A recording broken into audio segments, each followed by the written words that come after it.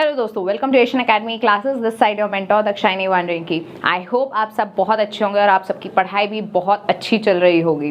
तो क्या आप मेरे साथ पूरा का पूरा सिलेबस कम टाइम पे कवर करने के लिए तैयार हो? क्या आप इस रिवीजन सीरीज के लिए बहुत ज़्यादा एक्साइटेड हो? क्योंकि मैं तो बहुत ज़्यादा एक्साइटेड हूँ। ठीक है, तो अब हम इस रिवीजन सीरीज में करने के वाले हैं, फटाफट वो बात कर लेते हैं और फिर जल्दी से जल्दी हम चैप्टर स्टार्ट कर देते हैं। चलिए, तो हमें जैसे कि पता है कि हमारा जो एग्जाम है वो हमारा कब है? 5 मई। हाँ या नहीं? बिल्कुल। तो 5 मई को हमारा इकोनॉमिक्स का एग्जाम है, तो इस वजह से हम आज से दैट इज 1 मई से हम स्टार्ट कर रहे हैं इस रिवीजन सीरीज को। और ये रिवीजन सीरीज अगले 3 दिन चलने वाली है, 1st, 2nd एंड 3rd को।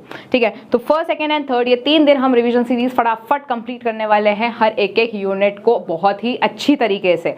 ठीक है, तो इसमें अब हम करेंगे क्या, हर एक दिन सुबह और शाम दोनों टाइम आपको एक वीडियोस जो है आती रहेंगी और हम एक यूनिट पूरा कंप्लीट करते हुए चलेंगे। तो इससे 3 दिन सुबह और शाम 6 वीडियोस आपके लिए, और इस 6 वीडियोस में पूरे का पूरा इकोनॉमिक्स कंप्लीट हो जाएगा। टर्म 2 का सिलेबस, पूरा टर्म 2 का सिलेबस इन 6 वीडियोस में कवर करने वाले हैं। फाइन, तो बस आपको करना क्या है, सुबह और शाम आपको तैयार रहना है इकोनॉमिक्स को पढ़ने के लिए। ठीक है, तो चलिए, तो हमारे जो यूनिट्स हैं बेसिकली इकोनॉमिक्स में 6 यूनिट्स हैं। कितने यूनिट्स हैं? 6 यूनिट्स। तो ये जो 6 यूनिट्स हैं बेसिकली 5 यूनिट्स मैं कह सकती हूँ कि ये 5 यूनिट्स हैं, और 6th वाला जो होगा उसमें हम 6 वीडियो में न्यूमेरिकल्स कवर करेंगे। क्या कवर करेंगे?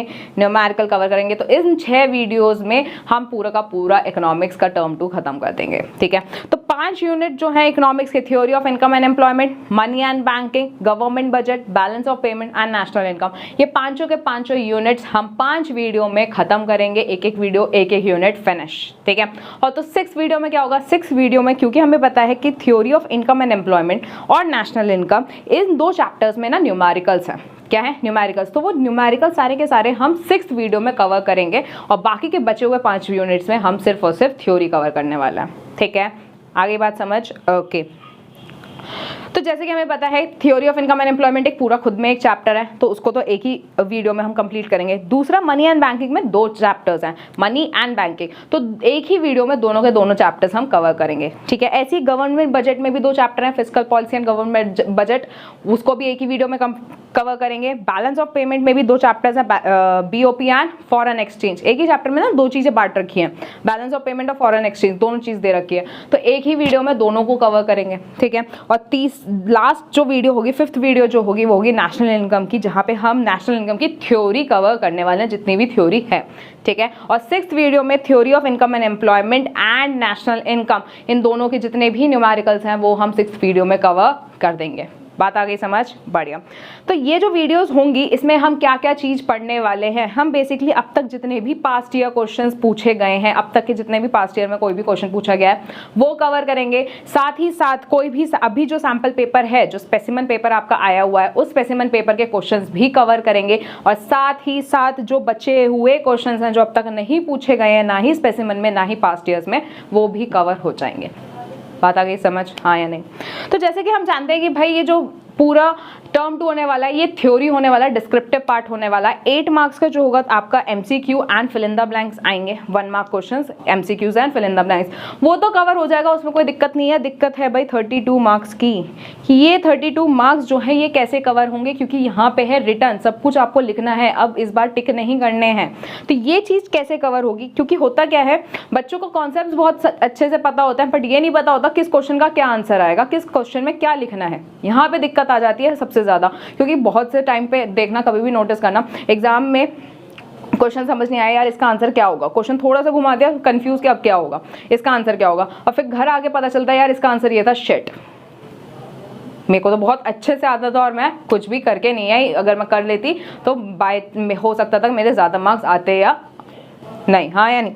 तो बेसिकली ये जो रिग्रेट है ये ना हो, इस चक्कर में अब हम जो ये रिवीजन सीरीज है ये कैसे करने वाले हैं, हम इस पूरे रिवीजन सीरीज को क्वेश्चन आंसर के फॉर्म में पढ़ेंगे। मतलब हर चैप्टर को हम क्वेश्चन आंसर्स के फॉर्म में कंप्लीट करेंगे। इससे क्या होगा, एक तो आपको ये पता रहेगा कि कौन से क्वेश्चन का क्या आंसर लिखना है, और दूसरी बात आपके हर एक कॉन्सेप्ट कवर होते हुए चलेंगे। बात आई समझ? तो हर एक कॉन्सेप्ट तो कवर होंगे ताकि आप 1 मार्क क्वेश्चन करो, साथ ही साथ आपके जो है, एक सेकेंड मैं दिखा देती हूँ ऊपर, साथ ही साथ आपको हर एक कॉन्सेप्ट क्लियर होते हुए चलेंगे, तो मैं कॉन्सेप्ट और क्वेश्चन आंसर दोनों एक साथ लेके चलने वाली हूँ और पूरे चैप्टर को बड़े आराम से खत्म करेंगे, ठीक है। तो ये है आपके, देखो फॉर एग्जांपल मैंने क्वेश्चन लिया और उसका आंसर, अगर क्वेश्चन ये पूछा गया उसका आंसर क्या लिखोगे, ठीक है, ये है क्वेश्चन, उसका आंसर। तो हर एक पूरा का पूरा चैप्टर मैंने क्वेश्चन आंसर्स के फॉर्म में कन्वर्ट कर दिया और खत्म कर दिया, ठीक है। तो भाई बस हमें अब ये पढ़ने हैं, ये क्वेश्चन पढ़ने हैं, अगर ये पढ़ लिया तो क्या मैम हो जाएगा, इसके अलावा कुछ करने की जरूरत है? कुछ भी करने की जरूरत नहीं है, हर एक चीज मैंने इसमें कवर कर दी है, इसके बाहर आपका कुछ भी नहीं आने वाला है, हर चीज इसमें कवर होगी। चाहे आप सैंपल पेपर्स देख लेना, पास्ट ईयर क्वेश्चन पेपर देख लेना, हर एक का आंसर आपको इसमें मिल जाएगा। बात आई समझ? बढ़िया। तो क्योंकि बात है भाई टाइम बहुत कम है, इसलिए हमें स्मार्ट वर्क करना है, हार्ड वर्क नहीं करना है बिल्कुल भी। इसलिए स्मार्ट वर्क करने के लिए भाई आपको ये सारी चीज़ें फॉलो करनी पड़ेंगी जो मैं बोल रही हूँ, ठीक है। तो ये जो सीरीज़ होगी भाई, इसमें ना मैं क्वेश्चन आंसर्स इस तरीके से मैं पढ़ाऊंगी, इस तरीके से समझाऊंगी कि आपको वीडियो देखते देखते आधे से ज़्यादा आंसर्स याद हो जाएंगे। आपको बस थोड़ा सा और एक्स्ट्रा एफर्ट कर लेना है, ताकि वो चीज़, वो जो थोड़ी सी कुछ परसेंट रह जाएगा उसको तुम 100% करने के लिए थोड़ा सा एफर्ट करना है। बस आपको PDF खोलनी है और उस PDF से आपको सारे के सारी चीज़ें अच्छे से बार बार याद कर लेना है, बहुत अच्छे से रिटेन कर लेना है, ताकि एग्जाम में आप 40 आउट ऑफ 40 सीधा स्कोर करो, 1 मार्क्स भी कम ना आए, ठीक है। तो उस 40 आउट ऑफ 40 के लिए अब इस पढ़ना क्या है, आपको PDF पढ़नी है और ये वीडियो अच्छे से देखनी है। तो अब ये PDF आपको मिलेगी कहाँ? आपको एशियन एकेडमी ई क्लासेस का एक एप्लीकेशन डाउनलोड करना है अपने फ़ोन में। वहाँ पे आपको फ्री स्टडी मटेरियल का एक सेक्शन होगा, उस सेक्शन में जाके आपको जैसे जैसे वीडियोस अपलोड होती रहेंगी वहाँ पे आपको उसका PDF साथ में मिल जाएगा, ठीक है। लिंक मैं आपको डिस्क्रिप्शन बॉक्स में डाल दूंगी, बस उस लिंक पे चले जाना और उस एप्लीकेशन को डाउनलोड कर लेना। वहाँ पे आपको फ्री स्टडी मटेरियल में सारे PDF एक एक करके मिलते चलेंगे, ठीक है। ओके, तो आपको अपने तरफ से कुछ नहीं करना, सिर्फ बैठना है, वीडियो देखनी है और PDF में से सब कुछ याद कर लेना है। सबको 3 दिन में आए, गारंटी यू आपका पूरा सिलेबस कवर हो जाएगा। बात है समझ, ठीक है। वीडियो देखने के बाद आप खुद रियलाइज़ करोगे यार मेरे को आधे से ज़्यादा चीज़ें याद हो गई हैं, कुछ रह गई हैं, बस उसे भी मैं बहुत अच्छे से याद कर लूँगा या कर लूँगी, ठीक है। चले, तो यहाँ तक के तो आई होप आपको सारे डाउट्स क्लियर हो गए हैं। बट एक डाउट जो सबका होता है कि मैम आंसर्स लिखें कैसे, रिटर्न लिखें कैसे कि हमारे ज़्यादा से ज़्यादा मार्क्स स्कोर हो सके। तो उसके लिए क्या करना चाहिए, देखो कभी भी ना आंसर्स जब भी लिखो तो हमेशा आंसर्स को, पेपर है तुम्हारा, ठीक है, पेपर को ना कैसे रिप्रेजेंट करना चाहिए, एक सेकेंड, जैसे क्वेश्चन नंबर आ गया, यहाँ पे क्वेश्चन नंबर डालो और जिस फॉर्म में क्वेश्चन नंबर है, चाहे वो 1 दे रखा है तो यहाँ पे 1 लिखा करो। क्वेश्चन पेपर में अगर रोमन नंबर्स में है तो रोमन नंबर्स में लिखा करो, ठीक है। तो कभी भी क्वेश्चन नंबर का फॉर्मेट चेंज मत करा करो, ठीक है। दूसरी बात, हमने लिख दिया आंसर, ठीक है, फॉर एग्जाम्पल उसके कुछ सब हेडिंग्स है, ठीक है, हमने हेडिंग डाली, ठीक है, हेडिंग डाल दी, ये आ गया, एक हेडिंग आ गया हमारा, ठीक है।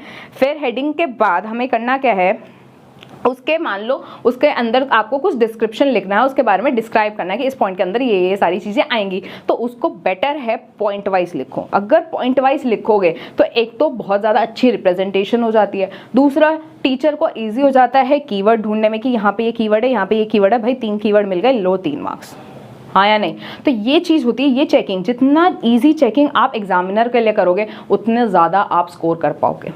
बात आई समझ अच्छे से, ओके। अगर अब एक और चीज़ ना, बीच में क्या होता है कि मैम हम पॉइंट भूल गए, हम हेडिंग भूल गए, हमें अंदर का सब कुछ आता है, हम पॉइंट भूल गए, अब क्या करें।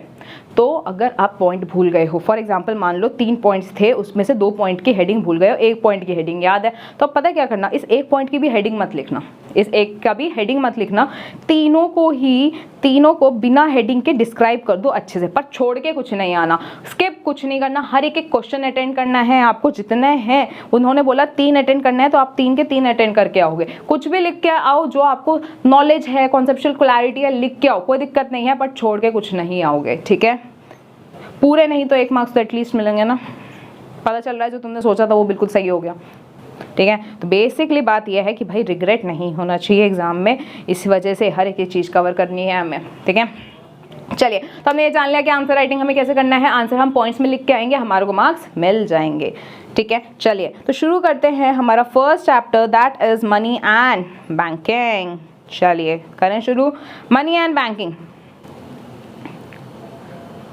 एक second, let me check one thing, ठीक है। चलो,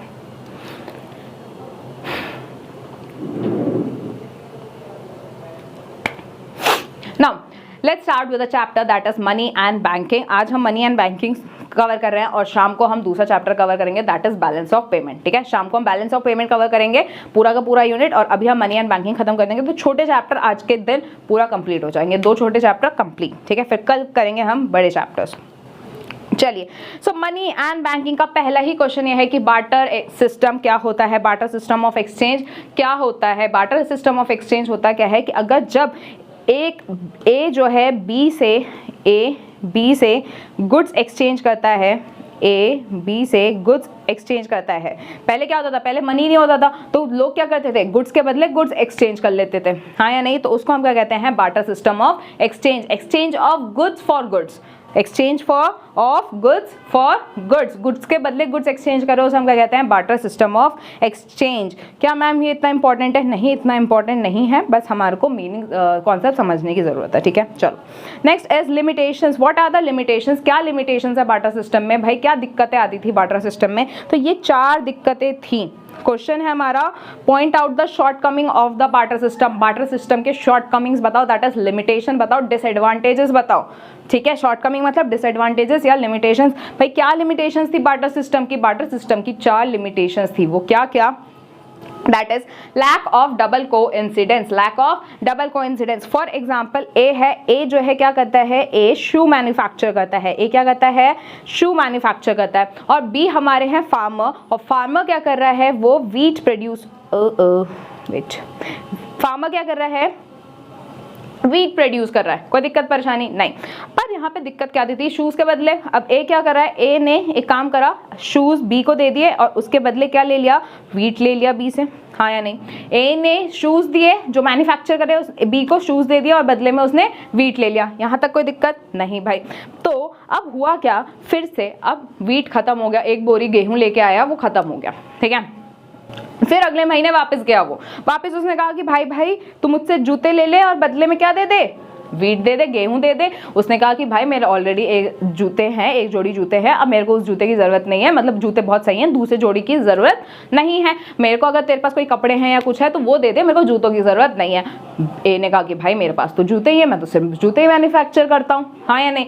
तो अब उसने कहा कि फिर तो मैं तुझे गेहूँ नहीं दे पाऊंगा। तो बार्टर सिस्टम में यही दिक्कत होती थी, जो चीज़ तुम्हारे पास है ज़रूरी नहीं है किसी और को वो चीज़ चाहिए हो, हाँ या नहीं। तो इसी को कहते हैं हम लैक ऑफ डबल कोइंसिडेंस। दोनों को ही एक चीज चाहिए हो, एक ही कोइंसिडेंस हो, ये जरूरी नहीं होता था। तो ये बहुत ज्यादा दिक्कत आती थी बार्टर सिस्टम में, हाँ या नहीं। ओके, फिर दूसरी दिक्कत क्या आती थी, common measure of value. Common measure of value मतलब कि एक गुड को मेजर करने के लिए जो है एक कोई कॉमन स्टैंडर्ड नहीं था कि मैं बता सकूं कि ये इतने रुपए का है, इसकी वैल्यू इतने के इक्वल है, हाँ या नहीं, इसकी वैल्यू इतने के इक्वल है। क्यों? क्योंकि कोई कहता था ये एक फॉर एग्जांपल एक फ़ोन है, फ़ोन की वैल्यू कोई कहता था कि भाई इस फ़ोन की वैल्यू है 10 किलो एप्पल के बराबर। कोई कहता था नहीं नहीं नहीं, ये है 12 डजन, ठीक है, नॉट 1 डजन, 12 डजन के बनाना के इक्वल जो है इसके वैल्यू है। कोई कहता था कि नहीं भाई ये वैल्यू जो है मैं अपने 50 बुक्स दे दूंगा ना तो उसकी वैल्यू, फ़ोन की वैल्यू उतनी है। कोई कहता था नहीं भाई ये इसकी वैल्यू एक साइकिल के बराबर है, अगर मैं साइकिल दे दूं तो मुझे बदले में फ़ोन मिले। तो अलग अलग लोग उसकी अलग अलग वैल्यू लगाते थे अपने टर्म्स में। तो एक कोई कॉमन मेजर नहीं था, एक कॉमन मेजर नहीं था, ये भी बहुत ज़्यादा दिक्कत आती थी। फिर तीसरी दिक्कत क्या थी, तीसरी दिक्कत ये थी स्टोर ऑफ वैल्यू। कोई भी चीज़ हमारे को इन रिटर्न मिल रही है तो उसको मैं स्टोर करके नहीं रख सकती थी बहुत टाइम के लिए। फॉर एग्जांपल मेरे को गेहूं के बदले किसी ने जो है कुछ लीटर दूध दे दिया, ठीक है, मेरे को एक बोरी गेहूं के बदले मुझे मान लो 10 लीटर दूध दे दिया मुझे। आज रहेगा दूध, कल रहेगा, परसों रहेगा क्या? नहीं। ये जो पेरिशेबल गुड्स होते हैं इसे हम क्या कहते हैं, पेरिशेबल गुड्स। पेरिशेबल कमोडिटीज़ वो कमोडिटीज़ होती हैं जो 1 या 2 दिन मैक्स टू मैक्स चलती है, उससे ज़्यादा चल नहीं पाती है, ठीक है, उससे ज़्यादा वो ख़राब हो जाती है बेसिकली उसके बाद, ठीक है। तो मान लो कि एक बोरी वीट के बदले, एक बोरी गेहूँ के बदले उन्होंने मुझे जो है क्या दे दिया, मुझे 10 लीटर दूध दे दिया। बट क्या मैं उसे स्टोर करके रख सकती हूँ क्या? नहीं रख सकती, नहीं रख सकती ना। मान लो उसने 5 किलो सेब दे दिए, क्या वो सेब को मैं स्टोर करके रख सकती हूँ या नहीं रख सकती? तो बार्टर सिस्टम में बहुत ज़्यादा दिक्कत क्या आती थी, स्टोर करने की, हाँ या नहीं? हाँ। नेक्स्ट नेक्स्ट क्या प्रॉब्लम थी भाई, नेक्स्ट प्रॉब्लम है lack of standard of deferred payment. Deferred means यहाँ पे फ्यूचर होता है, डेफर्ड मीन्स क्या है, फ्यूचर। सो कोई भी फ्यूचर पेमेंट्स भी बहुत ज़्यादा मुश्किल हो जाती थी, क्योंकि हमें पता है कि हमारे को कोई इंटरेस्ट पे करना है, इंश्योरेंस प्रीमियम पे करना है, रेंट पे करना है, सैलरी देनी है, सब कुछ देना है। सैलरी तुम कब दोगे, काम करने के बाद दोगे या काम करने से पहले ही दे दोगे? काम करने के बाद ही दोगे ना, हाँ या नहीं? तो अब होता क्या है कि किसी को भी वेजेस, सैलरीज, रेंट देना है, इंश्योरेंस प्रीमियम देना है, इंटरेस्ट देना है, कोई भी फ्यूचर पेमेंट्स करनी है, वो बार्टर सिस्टम में पॉसिबल नहीं हो पाता था। क्यों नहीं हो पाता था? फॉर एग्जांपल तुमने कोई भी चीज़ एज अ रेंट तुमने किसी को दिया है, रेंट के लिए तुमने तुमने बोल दिया कि मैं तुम्हारे को ना क्या करूँगा, 10 kg एप्पल दे दूंगा जब मेरे को रेंट पे करना होगा। तो उसने कहा कि नहीं, यहाँ पे 10 तो कुछ ज़्यादा ही कम हो जाएंगे, मान लो 20 kg एप्पल मैं तुम्हारे को एज अ रेंट मैं तुम्हें दे दूंगा बार्टर सिस्टम में। उसने बोला फॉर एग्जांपल जिस दिन उसने दिया उस दिन उसको एप्पल की नहीं, सबसे ज़्यादा उसको ज़रूरत थी, फॉर एग्जांपल उसको एक साइकिल की ज़रूरत थी, उसे एप्पल नहीं चाहिए। उसे क्या चाहिए, साइकिल चाहिए, उसे एप्पल नहीं चाहिए। तो भाई यहाँ पे दिक्कत हुई कि नहीं हुई कि जो चीज़ उसे नहीं चाहिए वो चीज़ अगर सामने वाला दे, वो तो मना कर देगा कि भाई मुझे ये चीज़ नहीं चाहिए, हाँ या नहीं? तो standard of deferred payment basically barter system में ना फ्यूचर पेमेंट्स की बहुत ज़्यादा दिक्कत आती थी। ठीक है, क्या आती थी? फ्यूचर पेमेंट्स की बहुत ज़्यादा प्रॉब्लम होती थी। तो यही सारे प्रॉब्लम्स, चाहे वो डबल कोइंसिडेंस का प्रॉब्लम हो, चाहे वो मेजर ऑफ कॉमन मेजर का प्रॉब्लम हो, या वैल्यू को स्टोर करने की प्रॉब्लम हो, या फ्यूचर पेमेंट की प्रॉब्लम हो, इन सारे प्रॉब्लम्स को किसने सॉल्व करा? मनी ने सॉल्व करा। किसने सॉल्व करा? मनी ने सॉल्व करा। तो मनी वो एक चीज़ है जिससे मैं वैल्यू मेजर कर सकती हूँ, स्टोर करके रख सकती हूँ, फ्यूचर पेमेंट कर सकती हूँ, और साथ ही साथ अगर मुझे कुछ खरीदना है या बेचना है तो मैं मनी के थ्रू आराम से कर सकती हूँ, हाँ या नहीं? तो जो दिक्कतें बार्टर सिस्टम में आती थी वही दिक्कतें सारी हटा दो तो वो क्या है? मनी है, हाँ या नहीं? अगर डबल कोइंसिडेंस मतलब मैं खरीद और बेच नहीं पा रही थी तो वो मनी ने ख़त्म कर दी, हाँ या नहीं? मनी आया आराम से, अब मनी दो, पैसा दो और उस चीज़ को खरीद लो। अब ये जो ए था, ए बेचारा जो शूज़ दे के वीट खरीद रहा था और सामने वालों को शूज़ नहीं चाहिए थे, अब वो क्या करेगा? ए कहेगा भाई ये ले पैसे और मुझे वीट दे देगा ना, वो देगा कि नहीं देगा? हाँ। तो वीट से क्या हुआ? ये बेचारा शूज़ खरीद भी पा रहा है और ये वीट बेच भी पा रहा है, सॉरी वो वीट खरीद भी पा रहा है और वो बेच पा रहा है, हाँ या नहीं? तो ये इजीली बाय कर पा रहा है और सेल कर पा रहा है। So money here is acting as a medium of exchange. It is acting as a medium of exchange कि भाई पैसे लेके कोई भी चीज़ खरीद सकते हो या बेच सकते हो। आई बात समझ, हाँ या नहीं? ओके तो डबल कोइंसिडेंस के इसने जो है वो ख़त्म कर दी। साथ ही साथ अब मेरे को पता है कि अगर एक फ़ोन है, मैं बोल रही हूँ ये फ़ोन 20,000 का है, तो मनी के टर्म्स में मैंने बता दिया 20,000। अब चाहे तुम कोई भी आ जाए, ए आ जाए, बी आ जाए, सी आ जाए, डी आ जाए, सबके लिए वो फ़ोन कितने का है? 20,000 का है। उसकी वैल्यू, एक कॉमन वैल्यू रख दी मैंने, कितने की? 20,000 की, हाँ या नहीं? बिल्कुल। नेक्स्ट प्रॉब्लम थी हम उसकी वैल्यू को स्टोर नहीं कर पाते थे, बट क्या अब मनी को मैं एक तरह स्टोर करके रख सकती हूँ? मैं बोल सकती हूँ कि हाँ भाई मेरी इतनी वेल्थ है, हाँ या नहीं? मैं बोल सकती हूँ कि हाँ मेरे पास 1 करोड़ रुपए पड़े हुए हैं, नहीं है बट बता रही हूँ बस, ठीक है? तो 1 करोड़ रुपए मेरे पास रखे हुए हैं मनी, तो मैं बता सकती हूँ कि हाँ मेरे पास कितनी वैल्यू स्टोर्ड है? 1 करोड़ की वैल्यू स्टोर्ड है। क्लियर? सो वैल्यू को स्टोर करना भी इजी हो गया मनी के वजह से। साथ ही साथ अब मेरे को अगर कोई भी फ्यूचर पेमेंट्स करनी हो, इंटरेस्ट देना हो, वेजेस देने हो मेरे को, या किसी को इंश्योरेंस प्रीमियम पे करना हो, कुछ भी करना हो, कोई भी फ्यूचर पेमेंट्स मेरे को करनी हो, अब वो मैं मनी के थ्रू बड़े आराम से कर सकती हूँ। आ गई बात समझ? ओके सो मनी क्या है भाई? मनी वो एक चीज़ है, कुछ भी मनी वो हर एक चीज़ है। मान लो एक second,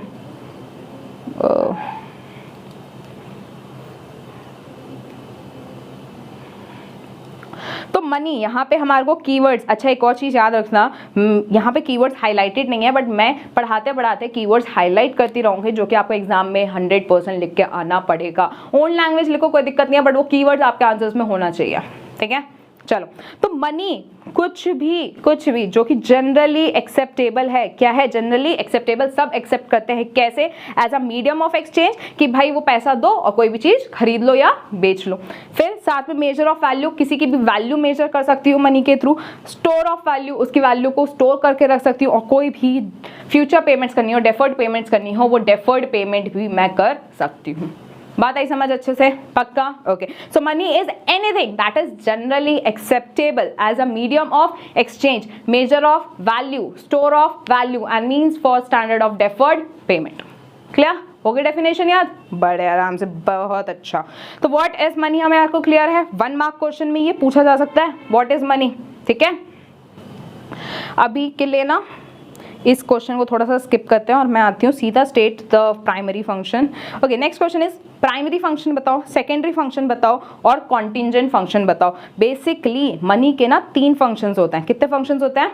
3 functions, primary, secondary and contingent, tertiary नहीं, ठीक है। Primary, secondary and contingent function, कितने फंक्शंस हैं? 3 फंक्शंस हैं। उसके अंदर जो है अलग से सब हेडिंग्स हैं, सब पॉइंट्स हैं, ठीक है। चलो सबसे पहले state the primary functions of money. भाई कौन कौन से प्राइमरी फंक्शन है? मनी सबसे ज्यादा मनी का सबसे इंपॉर्टेंट फंक्शन क्या है? सबसे पहले आपको पता है सबसे इंपॉर्टेंट फंक्शन है as a medium of exchange.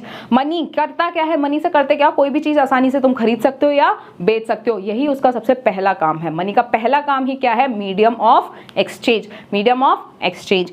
दूसरा काम क्या है? हम किसी की भी वैल्यू, किसी भी गुड्स या सर्विसेज की वैल्यू मेजर कर सकते हैं मनी के टर्म्स में, हाँ या नहीं? किसी की भी वैल्यू, किसी भी गुड्स एंड सर्विसेज की वैल्यू हम मेजर कर सकते हैं। समझ आ गई बात? बिल्कुल। सो पहला है मीडियम ऑफ एक्सचेंज, दूसरा है हमारा मेजर ऑफ वैल्यू। बस यही 2 हमारे प्राइमरी फंक्शंस हैं, यही 2 हमारे क्या है? Primary function. वापस कौन कौन से? Medium of exchange and major of value, ठीक है। नेक्स्ट सेकेंडरी फंक्शंस 3 है, बाकी के क्या है? 3 सेकेंडरी फंक्शंस है। पहला standard of deferred payment, standard of deferred payment. दूसरा store of value, store of value. तीसरा है हमारा ट्रांसफर ऑफ वैल्यू, तीसरा हमारा क्या है? Transfer of value. तो हमारे को ये चीज समझ आ गई। सबसे पहली बात primary function, medium of exchange and major of value. सबसे पहले हम ये बात पढ़ते हैं, फिर हम सेकेंडरी में जाएंगे, ठीक है। चलो सबसे पहले हमारा मीडियम ऑफ एक्सचेंज। मुझे पता है मीडियम ऑफ एक्सचेंज मतलब क्या है, कि मैं मनी को जो है, मनी के थ्रू कोई भी गुड्स एंड सर्विसेज बाय कर सकती हूँ या सेल कर सकती हूँ, बाय कर सकती हूँ या सेल कर सकती हूँ। तो यही इसका पूरा कीवर्ड है। मेरे को ये कीवर्ड अगर आप आंसर में लिख के आओगे तभी ये आंसर सही होगा। बेसिकली क्या है कि हम गुड्स, मनी को क्यों यूज करते हैं? For selling the goods and buying any goods. बात आई समझ? क्लियर? ओके। तो इससे क्या होता है कि इससे जो डबल कोइंसिडेंस की दिक्कत थी, जो डबल कोइंसिडेंस की दिक्कत थी वो भी एलिमिनेट हो गई, हाँ या नहीं? जो डबल कोइंसिडेंस की दिक्कत थी वो भी एलिमिनेट हो गई। आंसर लिखने का बहुत अच्छा तरीका क्या है? मीडियम ऑफ एक्सचेंज होता क्या है? इससे मैं गुड्स एंड सर्विसेज खरीद सकती हूँ, बेच सकती हूँ, पता है ये बात। साथ ही साथ वो जो मेरी दिक्कत थी, जो लिमिटेशन थी, लैक ऑफ डबल कोइंसिडेंस, उसको एलिमिनेट कर रहा है। बात खत्म। ये 2 पॉइंट्स आपके आंसर में होना चाहिए। मीडियम ऑफ एक्सचेंज क्या होता है कि वो चीज जिससे हम कोई भी गुड्स एंड सर्विसेज बाय कर सकते हैं या सेल कर सकते हैं। दूसरी बात, जो वो डबल कोइंसिडेंस को वो एलिमिनेट कर देता है, खत्म कर देता है, उसको हम कहते हैं मीडियम ऑफ एक्सचेंज। बात आई समझ? Okay. Next is major of value. किसी भी गुड्स एंड सर्विसेज की वैल्यू अगर मैं मनी के टर्म्स में मेजर कर दूं तो उसे हम कहते हैं मेजर ऑफ वैल्यू। वापस अगर कभी भी किसी भी गुड्स एंड सर्विसेज की वैल्यू आप मेजर कर रहे हो, किसमें? इन मॉनेटरी टर्म्स, उसको हम कहते हैं मेजर ऑफ वैल्यू, ठीक है। चलो, तो सेकेंड इंपॉर्टेंट फंक्शन हमारा क्या है कि it act as a common measure of value. इसी को हम यूनिट ऑफ अकाउंट्स कहते हैं। अगर फॉर एग्जांपल एग्जाम में तुमसे पूछ लिया कि यूनिट ऑफ अकाउंट बताओ, मैम हमने तो ये फंक्शन पढ़ा ही नहीं। भाई पढ़ा है, मेजर ऑफ वैल्यू को ही हम क्या कहते हैं? Unit of accounts. Major of value को ही हम क्या कहते हैं? Unit of account. बात क्लियर? ठीक है, ओके। अब हमें पता है कि भाई मनी सब एक्सेप्ट करते हैं, इट इज जनरली एक्सेप्टेबल। किसी को तुम पैसे दोगे कोई मना नहीं कर देगा, ठीक है, वो कहेगा और दे, कोई दिक्कत नहीं है, ठीक है। सो मनी इज जनरली एक्सेप्टेबल, सब एक्सेप्ट करते हैं मनी को। इस वजह से हमारे को एक स्टैंडर्ड मिल गया हर एक गुड्स को वैल्यू मेजर करने का। मैं बता सकती हूँ ये चीज़ इतने की है, ये चीज़ इतने की है, ये चीज़ इतने की है। तो मनी के टर्म्स में मैं हर एक की वैल्यू सेट कर सकती हूँ, हाँ या नहीं? बढ़िया। तो यही था हमारा क्या? मेजर ऑफ वैल्यू, ठीक है।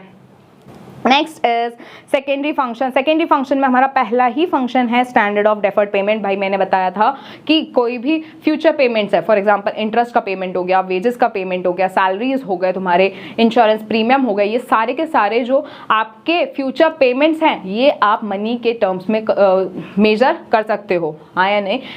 मनी के थ्रू जो है इन सबको फ्यूचर में पे कर सकते हो कि नहीं कर सकते? फ्यूचर में बाई चांस मैं बोल रही हूँ कि भाई अभी मुझे को 1 लाख दे दे, मैं तुझे बाद में इंटरेस्ट के थ्रू जो है मैं 1,10,000 दूंगा। सामने वाला बिल्कुल देगा कि नहीं देगा? भाई हाँ, मेरे को 10,000 का फायदा हो रहा है, फ्यूचर में दे, तो चाहे 1 महीने बाद दे, 2 महीने बाद दे, पर दे दे, कोई दिक्कत नहीं है। बट अगर मैं बोलूँ कि नहीं अभी मैं तुझसे 1 किलो सेब ले रही हूँ, अगले बार जो है कुछ महीनों बाद मैं तुझे 5 किलो सेब दे दूंगी, सामने वाला कहेगा मेरे को 5 किलो की ज़रूरत ही नहीं है, मुझे तो साइकिल चाहिए। हाँ या नहीं? बट मैं साइकिल कहाँ से लेके आऊँ? तो बार्टर सिस्टम में बहुत ज़्यादा दिक्कतें होती थी फ्यूचर पेमेंट्स की, बट वही फ्यूचर पेमेंट्स की दिक्कत जो है स्टैंडर्ड मनी ने ख़त्म कर दी। ठीक है, तो इससे क्या होता है कि स्टैंडर्ड ऑफ डेफर्ड पेमेंट में क्या है कि हम कोई भी पेमेंट कर सकते हैं फ्यूचर में in monetary terms, in money terms, money के टर्म्स में हम फ्यूचर में कोई भी पेमेंट कर सकते हैं। यहाँ तक बात क्लियर? ओके।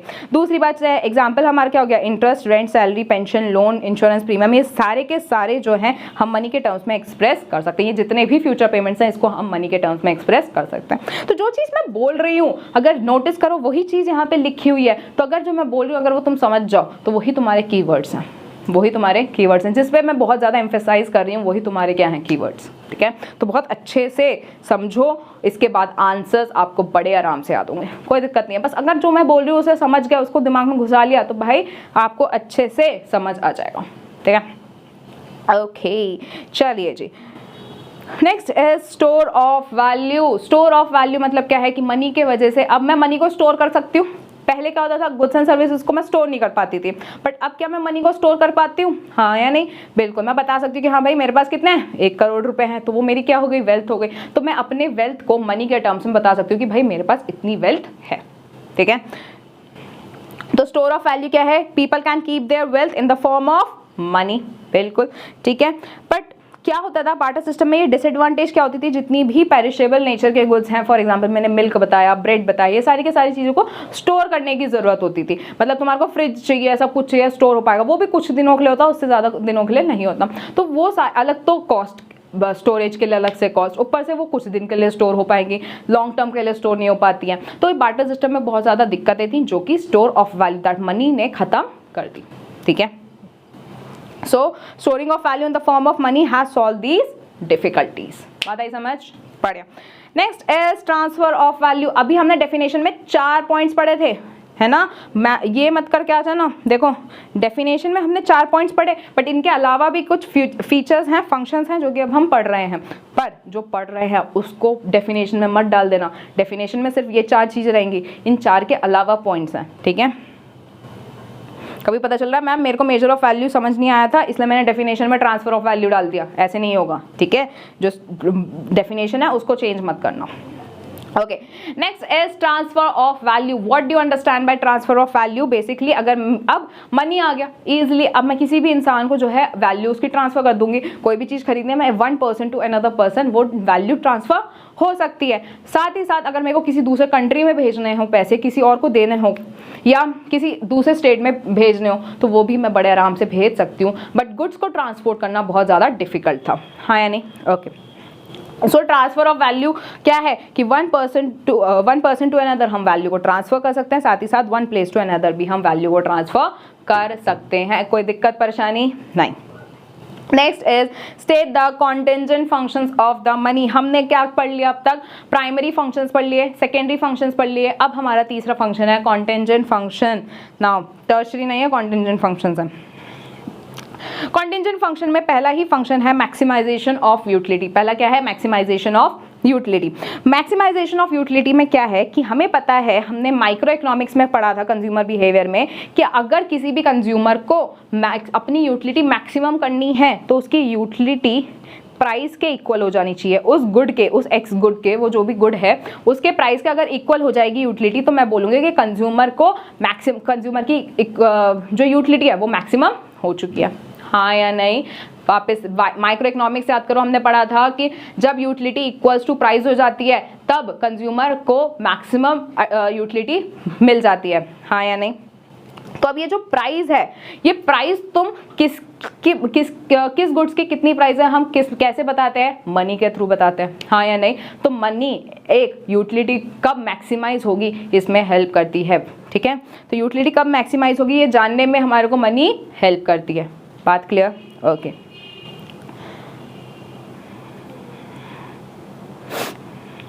देखो, because price of all commodities are expressed in the terms of money. ठीक है। Next is employment of the factor input. Employment of the factor inputs क्या है कि फॉर एग्जांपल भाई मेरे पास एक लिमिटेड कैपिटल है, ठीक है, लोगों की इतनी इतनी वेजेस है, लोगों की फॉर एग्जांपल मेरे पास कैपिटल है 10,000 की, ठीक है, इसमें से मैं सिर्फ और सिर्फ 2,000 जो है वेजेस में स्पेंड कर सकती हूँ। कितना कर सकती हूँ? 2,000 स्पेंड कर सकती हूँ। अब लोग चाहते हैं कि भाई मुझे हर एक को 200 रुपये चाहिए, सबको वेजेस कितने चाहिए? 200 रुपये चाहिए वेजेस। तो मैं कितने एम्प्लॉय करूँ भाई, कितने लोगों को अपने काम के लिए लगाऊँ? मैं सिर्फ और सिर्फ कितना लगा सकती हूँ? 10 लगा सकती हूँ। तो ये सारी की सारी जो कैलकुलेशन मैंने करी, ये जो पूरी की पूरी मैंने कैलकुलेशन करी, ये किसके वजह से पॉसिबल हो पाया? मनी के वजह से पॉसिबल हो पाया, मनी के वजह से पॉसिबल हो पाया। अब मान लो मैं कोई लेबर है, मेरे को काम करवाना है, ठीक है, मेरे को प्रोडक्शन करवाना है, मैंने बोला कि लेबर आओ और मेरा काम कर दो, मैं तुम्हारे को इसके बदले हर एक को क्या करूँगी? एक साइकिल दे दूंगी। मेरा पूरा, अगर तुमने पूरी बिल्डिंग बनाने में हेल्प कर दी, सबको मैं क्या दूंगी? एक साइकिल दूंगी। लेबर कहता है मुझे साइकिल नहीं चाहिए, मुझे तो भाई अपना पेट भरना है, मुझे सिर्फ गेहूँ चाहिए, हाँ या नहीं? तो बार्टर सिस्टम में दिक्कत क्या होती थी? यही भाई, कोई भी अगर तुम्हारे को एम्प्लॉय लगाना है, तुम्हारे को प्रोडक्शन करनी है, तो उसके बदले उसको कुछ ना कुछ देना पड़ेगा, ठीक है। तो अब जरूरी नहीं है जो तुम्हारे पास है वो ही लेबर को सामने वाले को चाहिए हो, हाँ या नहीं? तो ये सारी दिक्कतें बार्टर सिस्टम में होती थी। बट मनी है, अब आसानी से तुम क्या कर सकते हो? उन्हीं लेबर को पैसा दे दो, अब उन्हें जो चाहिए वो उन पैसों से आराम से खरीद लेंगे, चाहे उन्हें साइकिल चाहिए, चाहे उन्हें गेहूं खरीदना है या कोई फ्रूट्स खरीदना है, जो भी उन्हें चाहिए वो उस मनी के थ्रू वो खरीद सकते हैं, हाँ या नहीं? अच्छे समझ आया? ओके। तो ये पूरी की मनी क्या हो गया? मनी हमारे को डिसीजन लेने में हेल्प कर रहा है कि भाई मैं कितने एम्प्लॉयज़ लगाऊं, कितने लोगों को, कितनी फैक्टर इनपुट लगाऊं इस पर्टिकुलर गुड को प्रोड्यूस करने में।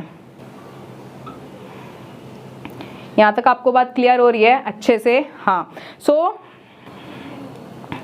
देखो, wage rate are expressed in money terms. मेरे को पता है कि भाई ये 200 रुपये लेगा। So it is the money which helps the producer to arrive at a decision with regard to the number of units of a factor production to be employed. भाई मैं कितने एम्प्लॉयड, कितने इनपुट्स अपने काम में लगाऊं ताकि मेरा काम हो जाए और मेरे बजट में सब कुछ सारी चीज़ें हो जाए। ये मेरे को क्या चीज़ हेल्प करती है एक्सप्रेस करने में, डिसीजन लेने में? मनी एक्सप्रेस करती है, ठीक है, मनी हेल्प करती है। यहाँ तक आपको समझ आई बात, हाँ या नहीं? आगे क्लियर? नेक्स्ट, अब होता क्या है, नेक्स्ट हमारा फंक्शन है distribution of national income. Distribution of national income मतलब क्या है कि भाई जब आप प्रोडक्शन करोगे तो उससे इनकम जनरेट होगी, हाँ या नहीं? इनकम जनरेट होगी तो वापस से जो इनकम जनरेट होगी, जब प्रोडक्शन होती है, बेसिकली जो प्रोडक्शन होती है उससे इनकम जनरेट होगी और वही इनकम आप दूसरे लोगों में बांटोगे ना। दूसरे लोगों में क्या करोगे? बांटोगे कि भाई तुमने land, labour, capital and entrepreneur लगाया होगा, उसके बदले तुम्हारे को पैसे देने होंगे, तो तुम लोगों को पैसे बांटोगे, हाँ या नहीं?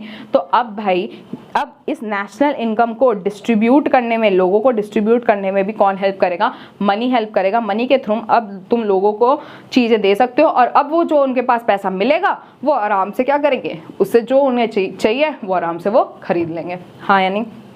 तो नेशनल इनकम को डिस्ट्रीब्यूट करने में भी कौन हेल्प करेगा? मनी हेल्प करेगा, ठीक है। इस चीज़ को ना, इस पॉइंट को और अच्छे से हम समझेंगे जब हमें नेशनल इनकम पता होगा कि नेशनल इनकम क्या होता है, ठीक है।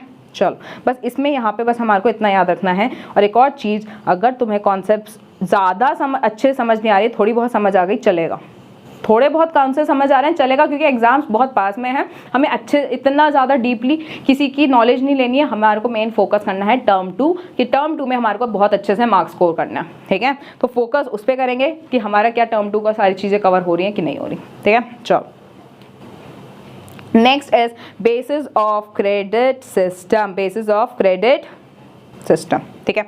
अब जो बिजनेसेस आजकल चल रही हैं, आजकल ज़्यादा से ज़्यादा मोस्टली बिजनेस जो है फ्यूचर पेमेंट्स पे चल रही है, क्रेडिट सिस्टम पे चल रही है, हाँ या नहीं? जितने भी आधे से ज़्यादा बिजनेस किस पे चल रही है? क्रेडिट सिस्टम पे चल रही है। अगर ये क्रेडिट सिस्टम ही नहीं होता तो बिजनेस बहुत मुश्किल था ग्रो करना बहुत ही ज़्यादा मुश्किल है, हाँ या नहीं? ये जो क्रेडिट सिस्टम है, क्या ये बिना मनी के पॉसिबल हो पाता? अभी हमने स्टैंडर्ड ऑफ डेफर्ड पेमेंट पढ़ा था, तो क्या ये क्रेडिट सिस्टम बिना मनी के पॉसिबल है? क्या नहीं है। तो मनी जो है इस पूरे क्रेडिट सिस्टम को चलाता है और ये क्रेडिट पूरा सिस्टम जो है बिजनेस को चलाता है, हाँ या नहीं? तो यही पॉइंट कह रहा है बेसिस ऑफ क्रेडिट सिस्टम कि commercial and business activities are highly dependent upon the credit system. किस पे डिपेंड है? क्रेडिट सिस्टम पे डिपेंड है। It is the money which provide the basis for the entire credit system. और ये credit system किससे चल रहा है? मनी से चल रहा है। किससे चल रहा है? मनी से चल रहा है। Without existence of money, importance of credit instruments like cheque, bills of exchange. आजकल जो तुम इतने चेक इशू करते हो, बिल्स ऑफ एक्सचेंज इशू करते हो, ये क्या इनकी कोई वैल्यू रह जाएगी अगर मनी नहीं होगा? तो कुछ भी नहीं है इसकी वैल्यू। हाँ या नहीं? तो मनी जो है ये क्रेडिट सिस्टम भी, क्रेडिट सिस्टम को कौन चलाता है? मनी चलाता है। हाँ या नहीं? तो ये थे आपके क्या कुछ functions of money, contingent functions of money. ठीक है, तो अब तक हमने क्या पढ़ा, वापस से रिवाइज कर लेते हैं फटाफट। हमने क्या पढ़ा? हमने 3 फंक्शंस पढ़े, primary function, secondary function and contingent function. Primary में क्या था? Medium of exchange, measure of value. दूसरा क्या था हमारा? सेकेंडरी में standard of deferred payment, store of value and transfer of value. फिर हमने पढ़ा था कॉन्टिंजेंट फंक्शन। कॉन्टिंजेंट फंक्शन में हमने सबसे पहले क्या पढ़ा? हमने पढ़ा कि भाई ये हमारे को इनपुट्स को एम्प्लॉय करने में हेल्प करता है, नेशनल इनकम को डिस्ट्रीब्यूट करने में हेल्प करता है, क्रेडिट सिस्टम में हेल्प करता है। और एक और चीज़ हमने पढ़ी थी, क्या थी? एक सेकेंड, मैक्सिमा, यूटिलिटी कब मैक्सिमम होगी ये भी हमें मनी के वजह से पता चल पाता है। हाँ या नहीं? तो ये सारी चीज़ें क्या हो जाएंगी? हमारी कॉन्टिंजेंट फंक्शन। अब मेन पॉइंट आपको क्या याद रखना है, एग्जाम में अगर आपको कॉन्टिंजेंट फंक्शन पूछ लिया तो ये 4 लिख के आओगे। ठीक है, सेकेंडरी पूछ लिया तो वो 3 लिख के आओगे, प्राइमरी पूछ लिया वो 2 लिख के आओगे। हाँ या नहीं? बट अगर सिर्फ पूछा फंक्शंस ऑफ मनी बताओ, मुझे नहीं जानना सेकेंडरी, प्राइमरी या कॉन्टिंजेंट मुझे नहीं जानना, मुझे बस बता दो कि what are the functions of money, तो आप कुछ भी लिख के आ सकते हो, कोई से भी लिख के आ सकते हो। तो प्लीज़ एक चीज़ यहाँ पे मैं क्या बोलना चाह रही हूँ, इसमें से एनी 2 एनी 3 ऐसे मत करना, सारे पॉइंट्स लिख के आना। फॉर एग्जाम्पल तुम प्राइमरी और सेकेंडरी करके चलेगा, एग्जाम में कॉन्टिंजेंट पूछ लिया, क्या करोगे? हाँ या नहीं? तो 5 मिनट और ज़्यादा दे दोगे तो सारे के सारे पॉइंट्स याद हो जाएंगे, कोई दिक्कत इसमें नहीं आएगी। ठीक है, मेन है हेडिंग्स याद कर लोगे, हेडिंग से अंदर के पॉइंट्स अपने आप से याद हो जाएंगे। ठीक है, ओके, आई होप आपको यहाँ तक चीज़ें क्लियर हैं। ओके मैम, आपने जो आंसर्स लिखे हैं इसमें से भी कुछ काट के हमें लिखना है क्या? नहीं, जितना आंसर बोला है प्लीज़ उतना लिखो, क्योंकि मैं ऑलरेडी जितना भी एक्स्ट्रा चीज़ें हैं उसको मैंने कट डाउन करके ही जो मेन इंपॉर्टेंट चीज़ें हैं वो PDF में रखे हैं, कुछ भी एक्स्ट्रा चीज़ नहीं रखी है। तो जितना भी PDF में है सब इंपॉर्टेंट है। ठीक है, तो अब मेरे से ये मत पूछना मैम इंपॉर्टेंट क्वेश्चन, जितने इंपॉर्टेंट है सब डाल दिया मैंने। ठीक है, चलो next question is define money supply. Money supply क्या होती है? Money supply, money supply, money की सप्लाई, मनी सप्लाई क्या होगी? मनी की सप्लाई। ठीक है, तो मनी की सप्लाई को हम क्या कहते हैं? मनी सप्लाई कहते हैं। अब एक बात बताओ, जो मनी है वो किसके पास है? पब्लिक के पास। किसके पास है? पब्लिक के पास है। तो जितना भी पैसा लोगों के पास है, मुझे कैसे पता चलेगा कि मनी की सप्लाई कितनी चल रही है? तो लोगों के पास जितना भी पैसा है उसको अगर मैं देख लूँ, अगर उसका मैं टोटल ले लूँ तो मुझे पता चल जाएगा इकोनॉमी में मनी की कितनी सप्लाई करी गई है। मनी सप्लाई मतलब हमें पता चल गया मनी की सप्लाई, मनी सप्लाई हमें पता चल गया क्या? मनी की सप्लाई। तो अब एक बात बताओ मुझे फटाफट, हमें जब ये पता है कि मनी की सप्लाई, और मनी किसके पास होता है? पब्लिक के पास होता है। तो पब्लिक के पास जितना भी पैसा है उसको अगर मैं उसको काउंट कर लूँ, उसका टोटल कर लूँ, वही मेरी क्या हो जाती है? मनी सप्लाई हो जाती है। क्लियर है ये बात? हाँ, तो मनी सप्लाई क्या हो जाएगा? Money supply is the total volume of the money, total volume of the money किसके पास? Held by the public at a particular point of time. कौन से point of time? Particular point of time in an economy. बात है समझ? हाँ, अब एक बात याद रखना हमेशा, हर मतलब इकोनॉमिक्स में एक पॉइंट तो बड़े आराम से याद रखना, क्या चीज़ कि अगर कहीं पे भी वर्ड आया पॉइंट ऑफ टाइम की बात कर रही हूँ मैं, अगर मैं पॉइंट ऑफ टाइम की बात कर रही हूँ तो वो हमेशा होता है स्टॉक कॉन्सेप्ट। कौन सा होता है? Stock concept. कौन सा कॉन्सेप्ट होता है? Stock concept. बट अगर मैं बात कर रही हूँ during a period of time, during a period of time, यहाँ से यहाँ तक, ठीक है, पॉइंट ऑफ टाइम सिर्फ उसी दिन की बात कर रही हूँ, जैसे आज 1 मई है, 1 मई की बात कर रही हूँ, that is point of time, that is stock concept. But अगर मैं बात कर रही हूँ कि भाई पूरे मई की, ठीक है, 1 मई से 31 मई कितना हमने प्रोडक्शन करा, फॉर एग्जांपल मैं बात कर रही हूँ, तो वो मेरा ड्यूरिंग अ पीरियड अगर मैं बात कर रही हूँ वो हो जाएगा मेरा फ्लो कॉन्सेप्ट। कौन सा कॉन्सेप्ट हो जाता है? Flow concept. तो मुझे को एक बात बताओ, ये चीज़ अगर आपको समझ आ गई है तो आप बता सकते हो मनी सप्लाई कौन सा कॉन्सेप्ट है? स्टॉक कॉन्सेप्ट है। कौन सा कॉन्सेप्ट है? स्टॉक कॉन्सेप्ट है। ठीक है, क्यों? क्योंकि यहाँ पे हम पर्टिकुलर पॉइंट ऑफ टाइम की बात कर रहे हैं। ठीक है, ओके नाउ अब मनी सप्लाई में दो चीज़ें होती हैं। अब मुझे एक बात बताओ कि मनी किसके पास है? पब्लिक के पास। अब पब्लिक जो है अपने पास पैसा दो फॉर्म में रखता है, एक तो कैश में, करेंसी में अपने पास रखेगा, दूसरा वो रखता है बैंक में। दूसरा कहाँ रखता है? वो बैंक में, जिसको हम कहते हैं बैंक डिपॉजिट। क्या कहते हैं? बैंक डिपॉजिट या डिमांड डिपॉजिट। बैंक डिपॉजिट या डिमांड डिपॉजिट, ठीक है। तो यही दो चीज़ों को अगर ऐड कर दूं तो मुझे पता चल जाएगा मनी सप्लाई। मुझे क्या पता चल जाएगा? Money supply. तो मनी सप्लाई के दो कंपोनेंट्स, कितने कंपोनेंट्स? दो कंपोनेंट। बहुत इंपॉर्टेंट है ये क्वेश्चन, बहुत ही ज़्यादा इंपॉर्टेंट है। अगर आपसे पूछ लिया जाए what is define money supply, तो आप ये लिख के आओगे, ठीक है। तो मनी सप्लाई के दो कंपोनेंट्स हैं। दो कंपोनेंट्स क्या हैं मनी के? एक तो करेंसी जो पब्लिक के पास है, दूसरा डिमांड डिपॉजिट जो उन्होंने कमर्शियल बैंक में करवा रखे हैं। किस बैंक में? कमर्शियल बैंक में जो उन्होंने डिमांड डिपॉजिट्स करवा रखे हैं वो, plus currency held by public, दोनों को अगर ले लोगे तो उसको हम क्या कहेंगे? Money supply. क्या कहेंगे? Money supply. यहाँ तक क्लियर अच्छे से? मनी सप्लाई क्या? टोटल वॉल्यूम ऑफ मनी किसके पास?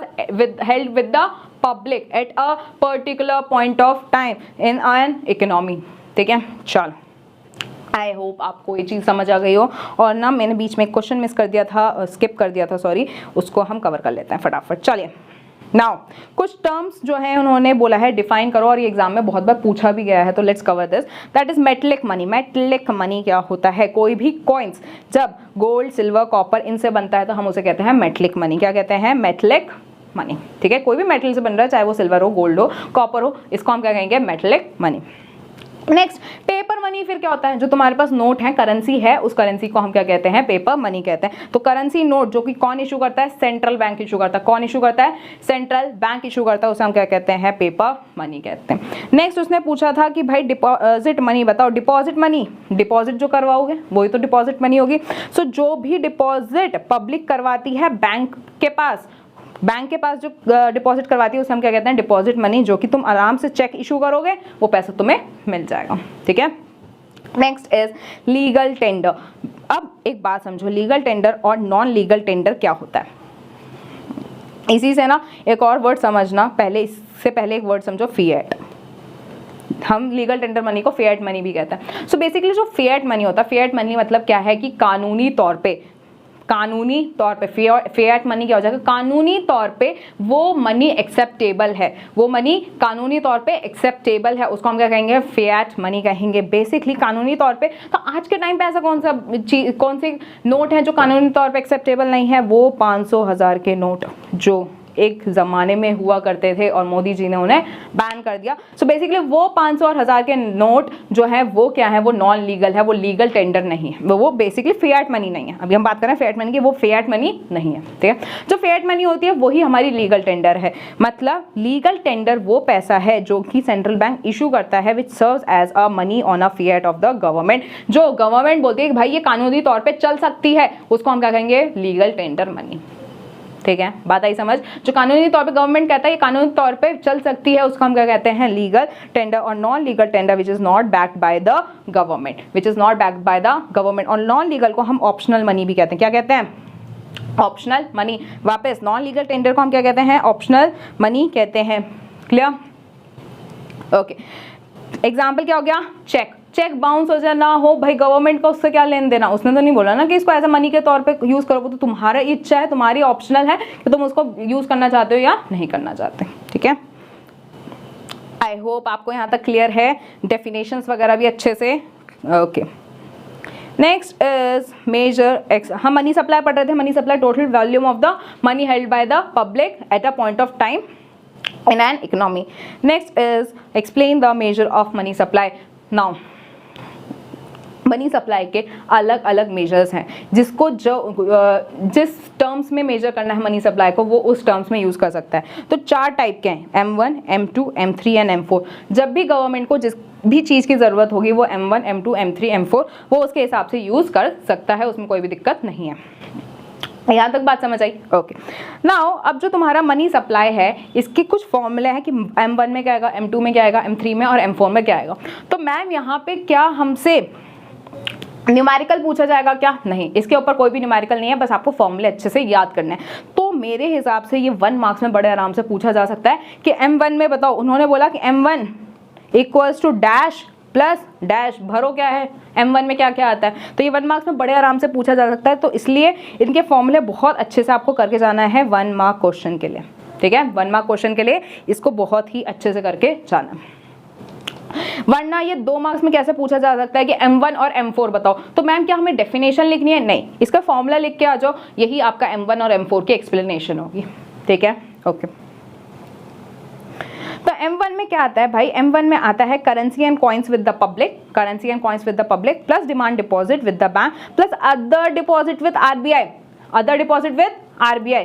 तो ये चीज़ बहुत अच्छे से फॉर्मूले तो आपको याद करने पड़ेंगे।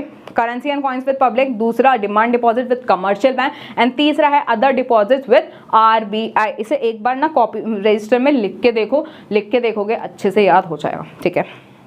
M2 में आएगा M1 plus saving deposit with the post office saving bank, saving deposit with the post office saving bank, कोई भी बैंक नहीं, post office saving bank. M3 में M1 ही है, कभी आपको लगे कि मैम आपने कुछ गलत टाइप कर दिया, नहीं, यहाँ पे M1 ही है, M2 नहीं है, ठीक है। M3 में M1 आएगा प्लस नेट टाइम डिपॉजिट आएगा, इस नेट को मत भूल जाना, ये इंपॉर्टेंट है, नेट टाइम डिपॉजिट आएगा, ठीक है।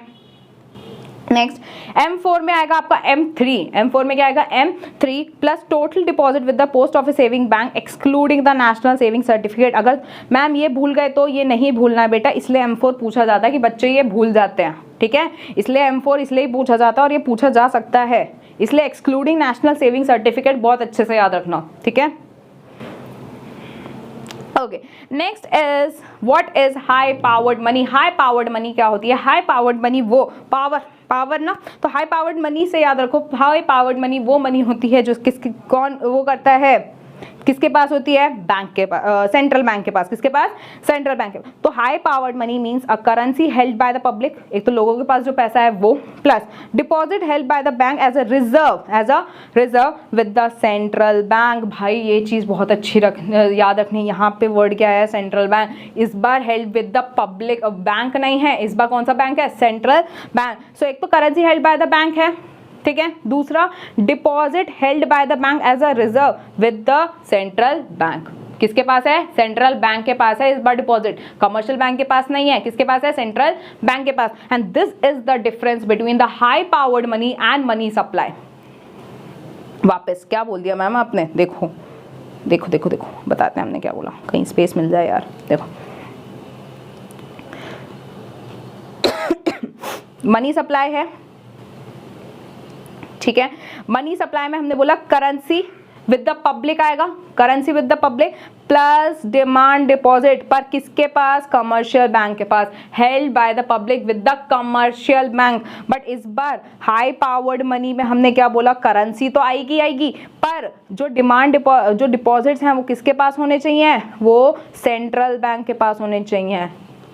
ये कमर्शियल बैंक के पास थे और ये सेंट्रल बैंक के पास। And this is the difference, and this is the difference between the money supply and the high powered money, ठीक है, यही एक डिफरेंस है मनी सप्लाई और हाई पावर्ड मनी में, ठीक है, याद रहेगा पक्का। ओके चलो next is high powered money को ना प्लीज याद रखना मॉनेटरी बेस कहते हैं, हाई पावर्ड मनी को मॉनेटरी बेस भी कहते हैं। तो अगर तुमसे 1 मार्क्स में पूछा जाए high powered money is also known as dash, क्या लिख के आओगे? Monetary base. क्या लिख के आओगे? Monetary base. तो ये चीज आपको स्किप नहीं करनी है, इसे क्या कहते हैं? मॉनेटरी बेस कहते हैं, ठीक है। किसको? हाई पावर्ड मनी को, हाई पावर्ड मनी को। अब होता क्या एग्जाम में ना बच्चों को सारी चीजें याद रहती है बट सब कुछ मिक्स हो जाता है, उनको लगता है इसका आंसर ये है, बाद में याद आता है यार इसका ये नहीं था वो था, तो वो चीज़ कन्फ्यूजन होती है।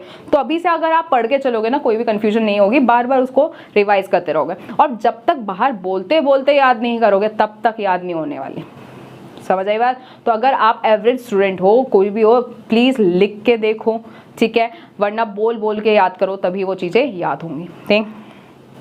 जो इंटेलिजेंट है उसको तो बस आई जाती है चीज़ें। चलिए तो next question is write a short note on inflation and it is the last question of the money chapter, क्योंकि मनी एंड बैंकिंग में 2 चैप्टर है, money and banking. Money chapter का ये लास्ट क्वेश्चन है, बैंकिंग फिर start करेंगे, ठीक है। चलो so write a short note on inflation. भाई इन्फ्लेशन में शॉर्ट नोट बताओ। इन्फ्लेशन का अगर क्वेश्चन पूछ लिया जाए कि भाई इन्फ्लेशन के ऊपर शॉर्ट नोट बताओ, तो हम क्या बताएंगे? इन्फ्लेशन वो सिचुएशन है जहां पे एक परसिस्टेंट और एप्रिशिएबल इंक्रीज होता है जनरल प्राइस लेवल में। कौन से प्राइस लेवल में? जनरल प्राइस लेवल में। मतलब एक गुड के प्राइस इंक्रीज होने से जरूरी नहीं है कि इन्फ्लेशन आ गया। मान लो एक चीज बहुत ज्यादा महंगी हो गई तो मैं ये बोल दूं इन्फ्लेशन आ गया इकोनॉमी में? नहीं, इन्फ्लेशन तब आता है जब जनरल प्राइस लेवल बढ़ता है, मतलब मोस्टली हर गुड के प्राइसेस इंक्रीज हो रहे हैं, तब मैं बोलूंगी कि इन्फ्लेशन आया है इकोनॉमी में। ठीक है, ओके नेक्स्ट। अब इसके कुछ पॉइंट्स हैं क्या? एक तो जनरल प्राइस लेवल इंक्रीज होना चाहिए, मतलब मोस्ट ऑफ द गुड्स के प्राइसेस इंक्रीज होने चाहिए। एक गुड का प्राइस इंक्रीज होने से इन्फ्लेशन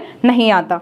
दूसरी बात क्या कि ये जो है परसिस्टेंस एंड प्रोलॉन्ग्ड होना चाहिए, मतलब ये थोड़े लंबे समय के लिए होना चाहिए। ऐसे नहीं कि आज इंक्रीज हुआ कल वापस से कंट्रोल हो गया, वापस से नॉर्मल हो गया, उसको हम इन्फ्लेशन नहीं कहते हैं। ठीक है, इन्फ्लेशन एक लंबे समय के लिए चलेगा तभी हम उसे इन्फ्लेशन कहेंगे। दूसरी बात, हमारे को 2-3% अगर प्राइसेस बढ़ गए तो ज़रूरी नहीं है कि वो इन्फ्लेशन है। जब एक कंसिडरेबल अमाउंट से एक सिग्निफिकेंट लेवल पे अगर प्राइस इंक्रीज हो रहे हैं तब मैं बोलूँगी कि इन्फ्लेशन आया है। ठीक है, 2-3% बढ़ गए तो जरूरी नहीं है इन्फ्लेशन आया। भाई कभी कभी प्राइसेस इंक्रीज करना भी हमारी इकोनॉमी के लिए इंपॉर्टेंट होता है, तभी तो भाई गवर्नमेंट खर्चा निकाल पाएगी किसी भी चीज़ का। ठीक है, तो इस चक्कर में कुछ परसेंट प्राइस इंक्रीज होना जरूरी है, क्योंकि हर चीज़ महंगी क्यों होती है? क्योंकि स्टैंडर्ड ऑफ लिविंग धीरे धीरे लोगों का बढ़ता जा रहा है, तो उसको बढ़ाने के लिए, उस चीज़ को प्रोवाइड करने के लिए गवर्नमेंट को कुछ चीज़ों के प्राइसेस महंगे करने पड़ते हैं। तो वो कुछ प्राइसेस महंगे करना is not an inflation. Inflation तब आता है जब एक कंसिडरेबल अमाउंट से जो है प्राइसेस इंक्रीज होता है। बात आई समझ? ओके नेक्स्ट इज इन्फ्लेशन किस में मेजर कर सकते हैं? इन्फ्लेशन रेट मेजर होता है, मतलब इसका एक परसेंटेज निकाला जाता है कि एवरेज प्राइस कितना इंक्रीज हुआ है, उसका परसेंटेज अगर कैलकुलेट कर लो उसको हम कहते हैं इन्फ्लेशन रेट। सो ये रहा आपका short note on inflation. Clear? बढ़िया, क्या बात है।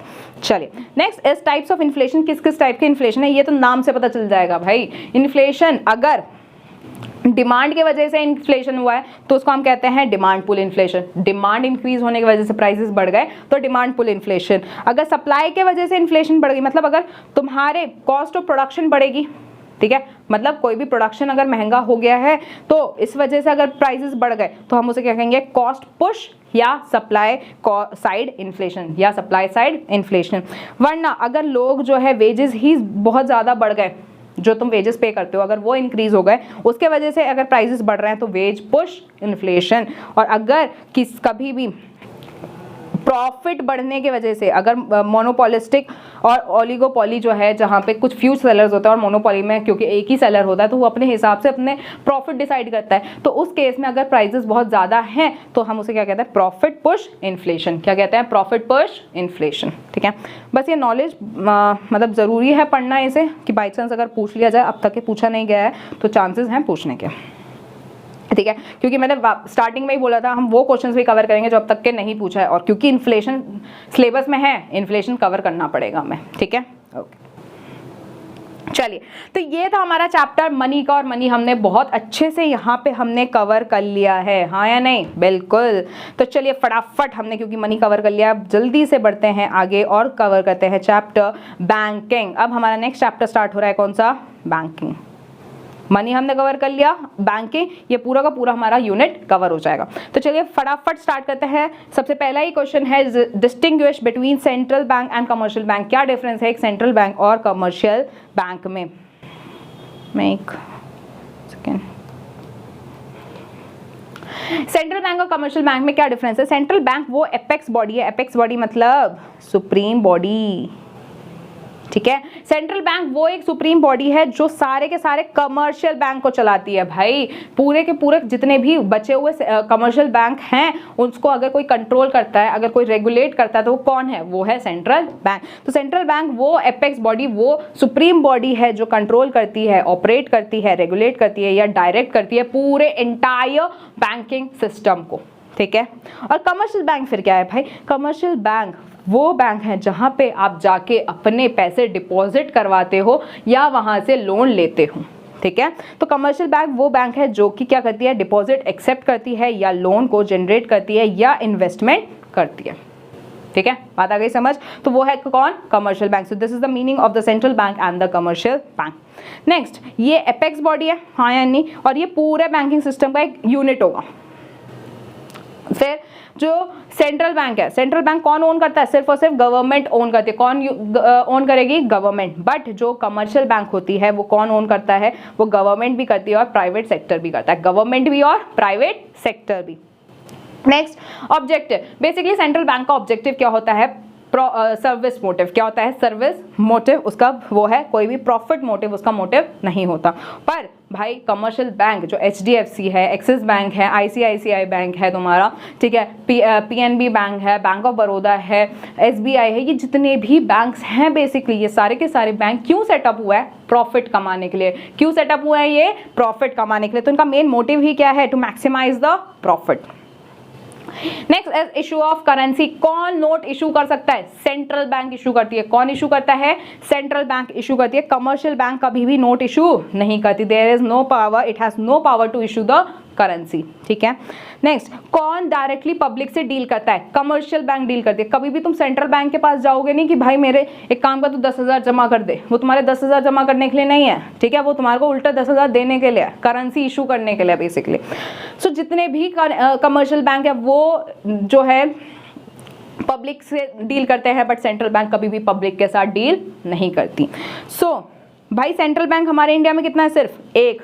कौन है वो, RBI, RBI in India is the central bank of the India. India का सेंट्रल बैंक कौन सा है, RBI।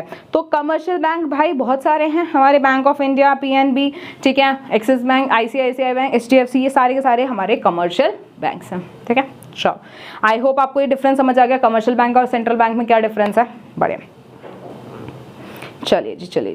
तो अभी मैंने बताया मनी सप्लाई कौन देख, मनी सप्लाई किसके पास होगा, कमर्शियल बैंक के पास होगा, और high powered money central bank के पास, ठीक है ना, बिल्कुल। चलिए, अभी हमने क्या पढ़ा था, हमने मनी के फंक्शंस पढ़े थे। अब हमें पढ़ना है कमर्शियल बैंक के फंक्शंस। क्या पढ़ना है, कमर्शियल बैंक के फंक्शन। तो कमर्शियल बैंक के भी फंक्शंस हैं, कौन कौन से, प्राइमरी एंड सेकेंडरी, ठीक है, फिर agency and general utility functions, ठीक है। यहाँ पे कॉन्टिजेंट नहीं है, क्या है, प्राइमरी है, सेकेंडरी है, फिर हमारा है एजेंसी, एजेंट फंक्शन और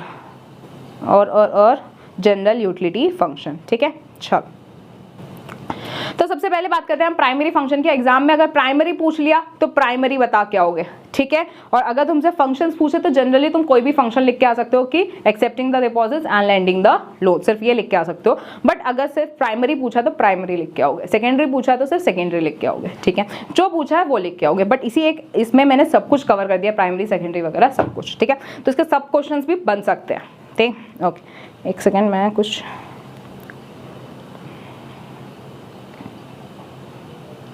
ठीक है, तो फटाफट पढ़ते हैं। सबसे पहला है हमारा एक्सेप्ट। भाई अब एक कमर्शियल बैंक है, ठीक है, फॉर एग्जांपल एक्सिस बैंक है, उसका मेन काम क्या है रे, उसका मेन काम यही है कि वो डिपॉजिट एक्सेप्ट करता है या वो लोन देता है, वो डिपॉजिट एक्सेप्ट करता है या लोन देता है। तो पहला ही प्राइमरी फंक्शन में क्या आ जाएगा, accepting the deposits, accepting the deposits. पहला ही फंक्शन क्या है, एक्सेप्टिंग द डिपॉजिट्स। तो डिपॉजिट किस किस टाइप के, डिपॉजिट अलग अलग टाइप के होते हैं। एक है हमारा कौन सा, करंट अकाउंट डिपॉजिट, कौन सा, करंट अकाउंट डिपॉजिट, जिसको हम डिमांड डिपॉजिट भी कहते हैं, जिसे हम क्या कहते हैं, डिमांड डिपॉजिट। दूसरा है हमारा फिक्स डिपॉजिट, जिसे हम टाइम डिपॉजिट भी कहते हैं, जिसे हम क्या कहते हैं, टाइम डिपॉजिट। बहुत अच्छे से समझो, करंट अकाउंट डिपॉजिट को हम क्या कहते हैं, डिमांड डिपॉजिट, और फिक्स डिपॉजिट को हम क्या कहते हैं, टाइम डिपॉजिट। और तीसरा डिपॉजिट है हमारा सेविंग डिपॉजिट। तीसरा डिपॉजिट क्या है, सेविंग डिपॉजिट। ये तीन टाइप के हमारे डिपॉजिट्स होते हैं, ठीक है। पहले जो करंट अकाउंट डिपॉजिट है, करंट अकाउंट डिपॉजिट वो डिपॉजिट है कि फॉर एग्जांपल तुमने कोई डिपॉजिट करा, जब तुम चाहो तब तुम उसको निकाल सकते हो, जब तुम चाहो तब तुम उसे विड्रॉ कर सकते हो, उसको हम क्या कहते हैं, करंट अकाउंट डिपॉजिट कहते हैं। क्या कहते हैं, करंट अकाउंट डिपॉजिट। और बेसिकली ये जो अकाउंट होता है ये सिर्फ और सिर्फ बिजनेसमैन खोल सकते हैं। क्या, ये जो अकाउंट होता है करंट अकाउंट, ये सिर्फ और सिर्फ कौन खोल सकता है, बिजनेसमैन खोलते हैं, ठीक है। तो बिजनेसमैन ही इसे मेंटेन करते हैं, क्योंकि उनके ही सबसे ज़्यादा ट्रांजैक्शंस होते हैं, कभी भी उनको बार बार जो है विड्रॉ करना पड़ता है, डिपॉजिट करना पड़ता है, विड्रॉ डिपॉजिट। तो ये करंट अकाउंट डिपॉजिट बेसिकली वो कौन करता है, बिजनेसमैन करते हैं। अब भाई एक बात बताओ, एक बिजनेसमैन है, वो बार बार डिपॉजिट करवाएगा या बार बार वो क्या करेगा, विड्रॉ करता रहेगा, तो बैंक का इसमें क्या फायदा? डिपॉजिट करवा रहा है, विड्रॉ कर रहा है, डिपॉजिट कर रहा है, विड्रॉ कर रहा है, तो उसका तो कोई फायदा नहीं है। तो इसलिए बैंक इस अकाउंट पे कभी भी इंटरेस्ट नहीं देती है, कभी भी इंटरेस्ट नहीं देती है, बल्कि जो तुम बार बार ट्रांजेक्शन कर रहे हो ना, इसका उल्टा वो सर्विस चार्ज ले लेती है। क्या ले लेती है? सर्विस चार्ज ले लेती है। तो बैंक कभी भी इसमें इंटरेस्ट पे नहीं करती है। कौन से अकाउंट पे इंटरेस्ट पे नहीं करती? करंट अकाउंट डिपॉजिट या demand deposit, current account deposit या डिमांड डिपॉजिट।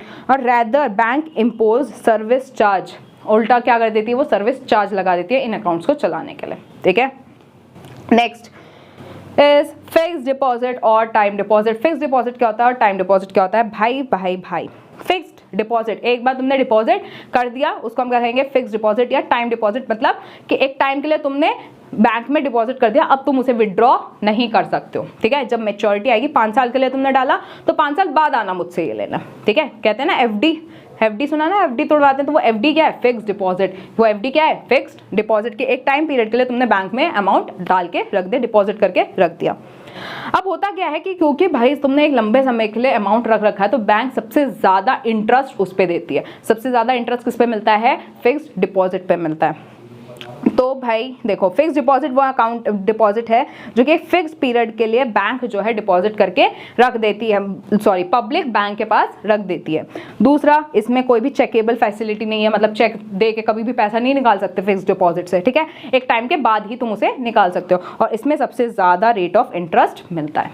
ठीक है, अब देखो, अगर तुम पॉइंट में लिख रहे हो भाई, तो एग्जामिनर को भी अच्छा लगेगा कि हाँ भाई इसमें कीवर्ड्स इसको मिल गए हैं, साथ ही साथ तुम्हारा रिप्रेजेंटेशन बहुत अच्छी हो गया, तुम्हें याद भी बहुत अच्छे से हो जाएगा। हाँ या नहीं? इसलिए पॉइंट वाइज करा करो हर चीज। ठीक है,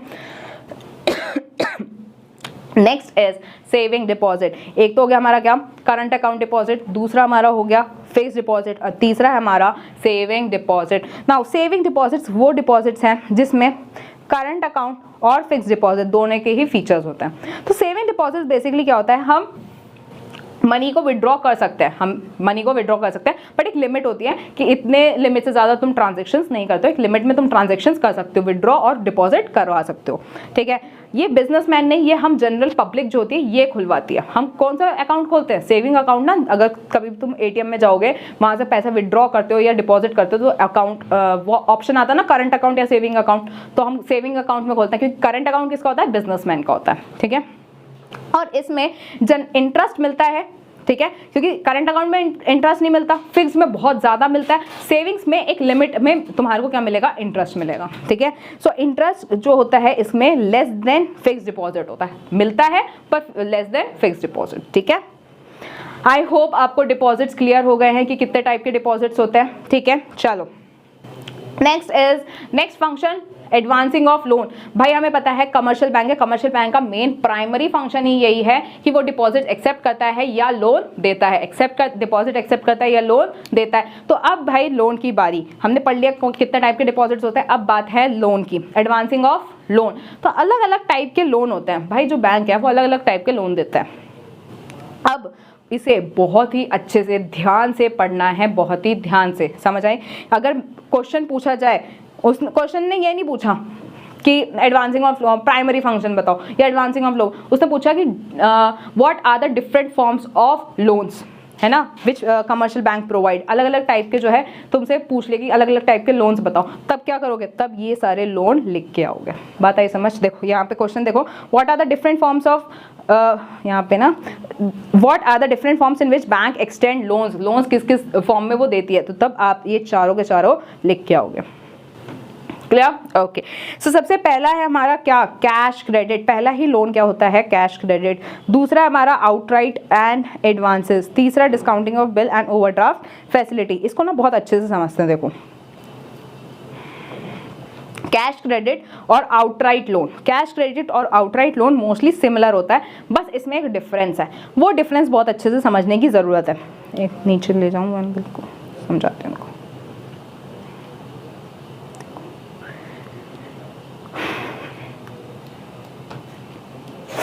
एक है आपका कैश क्रेडिट, एक है आपका आउटराइट लोन।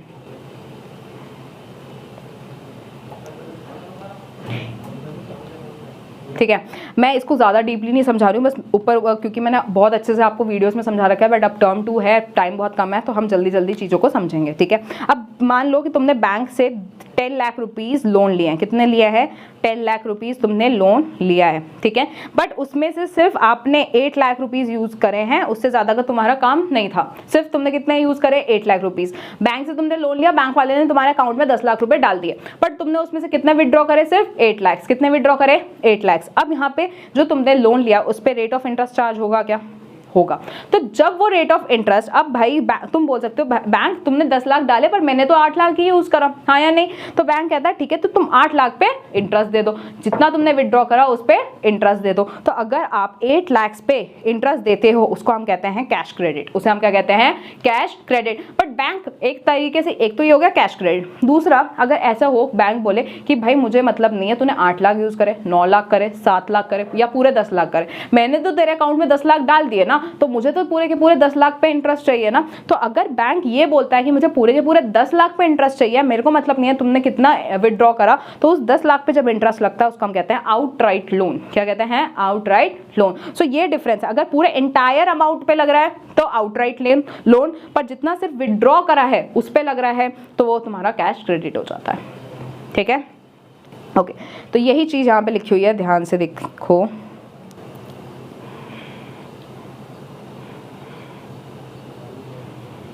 कैश क्रेडिट क्या है कि अब भाई कैश क्रेडिट लोन मिल जाता है बोरोवर्स को करंट एसेट्स पे। किसके अगेंस्ट? करंट एसेट्स के अगेंस्ट। शेयर, स्टॉक्स वगैरह ये सारी चीज़ अगर तुम गिरवी रख देते हो तो उसके बदले तुम्हारे को ये कैश क्रेडिट मिलता है। तो कैश क्रेडिट में क्या होता है? Credit limit is sanction and the amount is credit to his account. जितना पैसा चाहिए तुम्हारे अकाउंट में उसने डाल दिया। अब बोरोवर में withdraw any amount with in his limit. 10 lakh है, 10 लाख तक तुम कितना भी विड्रॉ कर सकते हो, पर जो इंटरेस्ट चार्ज होगा वो जितना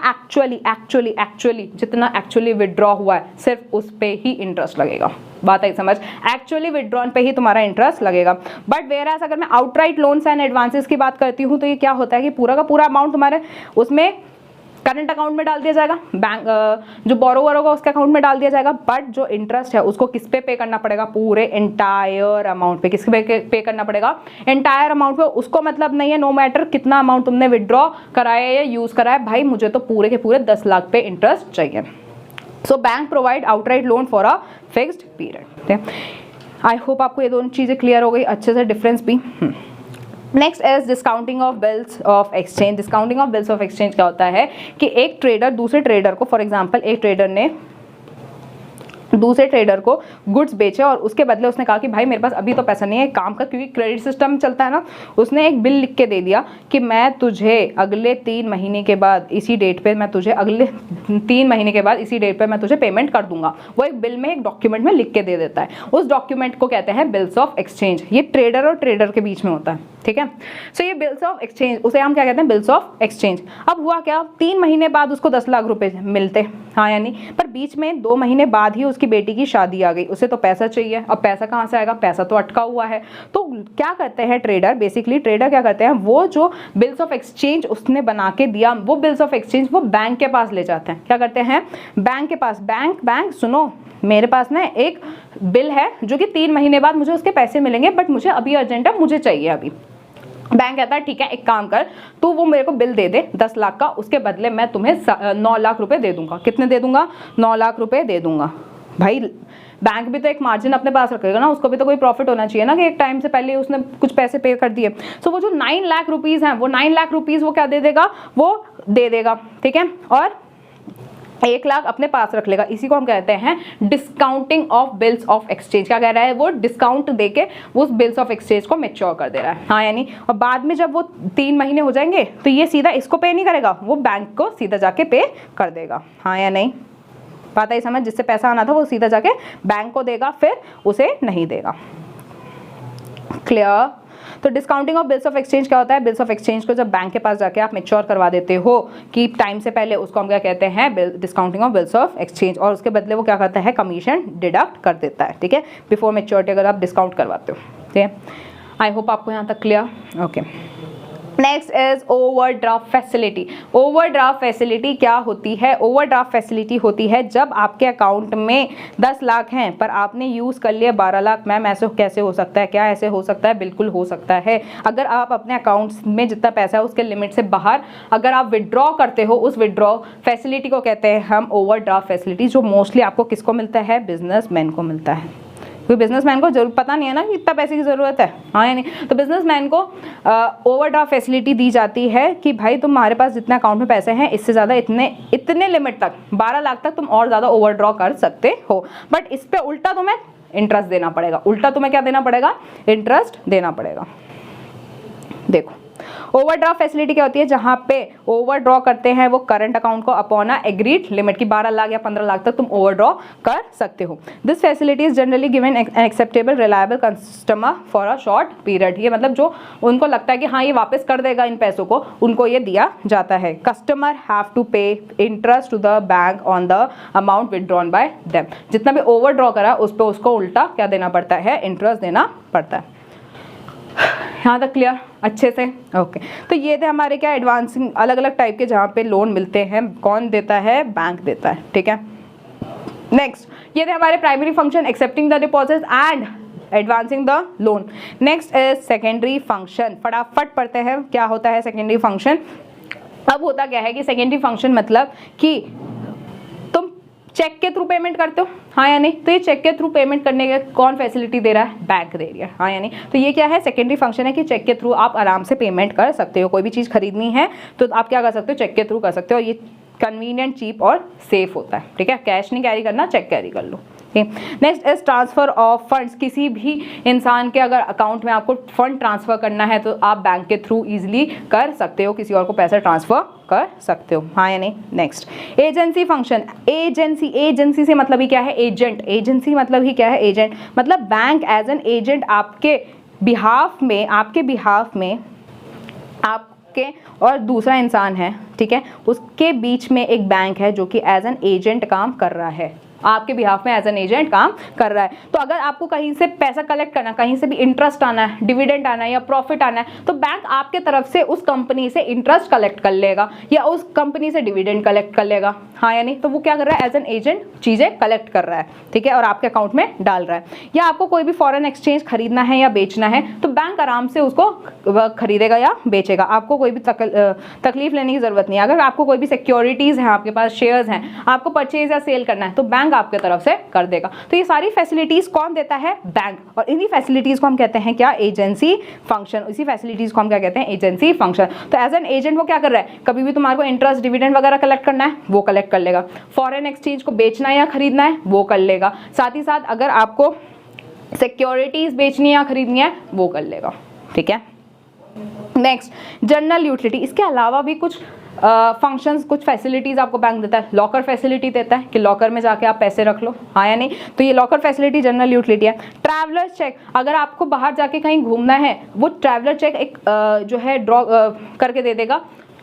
अब क्या होगा? वो ट्रैवलर्स चेक आप बाहर जाके दिखाओगे, आपके अकाउंट से पैसे अपने आप कट जाएंगे। तो वो ट्रैवलर्स चेक वाली फैसिलिटी भी देता है। लेटर ऑफ क्रेडिट देता है। लेटर ऑफ क्रेडिट मतलब वो लिख के देता है कि भाई इसकी इतनी क्रेडिट वर्दीनेस है। बैंक जब क्रेडिट वर्दीनेस लिख के दे देता है ना कि तुम्हारे इतने क्रेडिट पॉइंट्स हैं, इतना तुम्हारी क्रेडिट वर्दीनेस है कि हाँ तुम टाइमली पेमेंट करते हो सब कुछ, तो दूसरे वाला जब तुम्हारे को लोन देगा और तुम उसे लेटर ऑफ क्रेडिट दिखाओगे तो वो ईजिली तुम्हें लोन दे देगा कि हाँ भाई ये तो टाइमली इंटरेस्ट दे देता है, कोई दिक्कत परेशानी नहीं है, ठीक है। तो वो लेटर ऑफ क्रेडिट भी लिख के देते हैं बैंक, ठीक है। तो ये फैसिलिटीज़ क्या थे? General utility functions. I hope आपको यहाँ तक clear. Okay next is money multiplier. Money multiplier एक पूरा मैकेनिज्म है, ठीक है। जैसे इन्वेस्टमेंट मल्टीप्लायर है ना, अगर किसी ने पढ़ा हो तो, नहीं पढ़ा तो चिंता मत करो, पढ़ेंगे हम, ठीक है।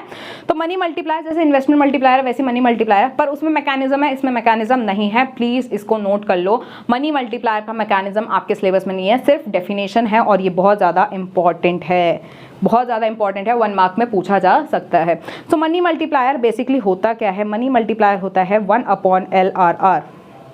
1/LRR। इससे आपको क्या निकल जाता है? आपका मनी मल्टीप्लायर निकल जाता है। क्या निकल जाता है? मनी मल्टीप्लायर निकल जाता है। मैम LRR क्या होता है? LRR का फुल फॉर्म है लीगल रिजर्व रेशो। क्या है? Legal reserve ratio. मैम ये क्या होता है? अभी हम पढ़ेंगे, चिंता मत करो, ठीक है, अभी आगे है लीगल रिजर्व रेशो, से पढ़ेंगे, कोई टेंशन नहीं है। तो 1/LRR क्या होता है? हमारा मनी मल्टीप्लायर। तो बेसिकली इसका मतलब क्या है कि अगर जितना तुम डिपॉजिट करवाते हो वो जितने टाइम्स टोटल डिपॉजिट में कन्वर्ट हो रहा है वो उसको कहते हैं money multiplier. For example 10 lakh रुपए आपने डाले, ठीक है, और उससे टोटल डिपॉजिट हो गई 20 लाख की। उससे टोटल डिपॉजिट कितने की हो गई? 20 लाख की। तो ये कितने टाइम्स बढ़ा? ये कितने टाइम्स बढ़ा? 2 टाइम्स। कितना टाइम इंक्रीज हुआ? 2 टाइम्स। ये 2 टाइम्स ही है मनी मल्टीप्लायर। कितने से मल्टीप्लाई हुआ? 2 से मल्टीप्लाई हुआ। तो ये 2 क्या है? हमारा मनी मल्टीप्लायर। तो कितने से इंक्रीज हो रहा है? Money multiplier is the number by which total deposit can increase due to the change in the deposits.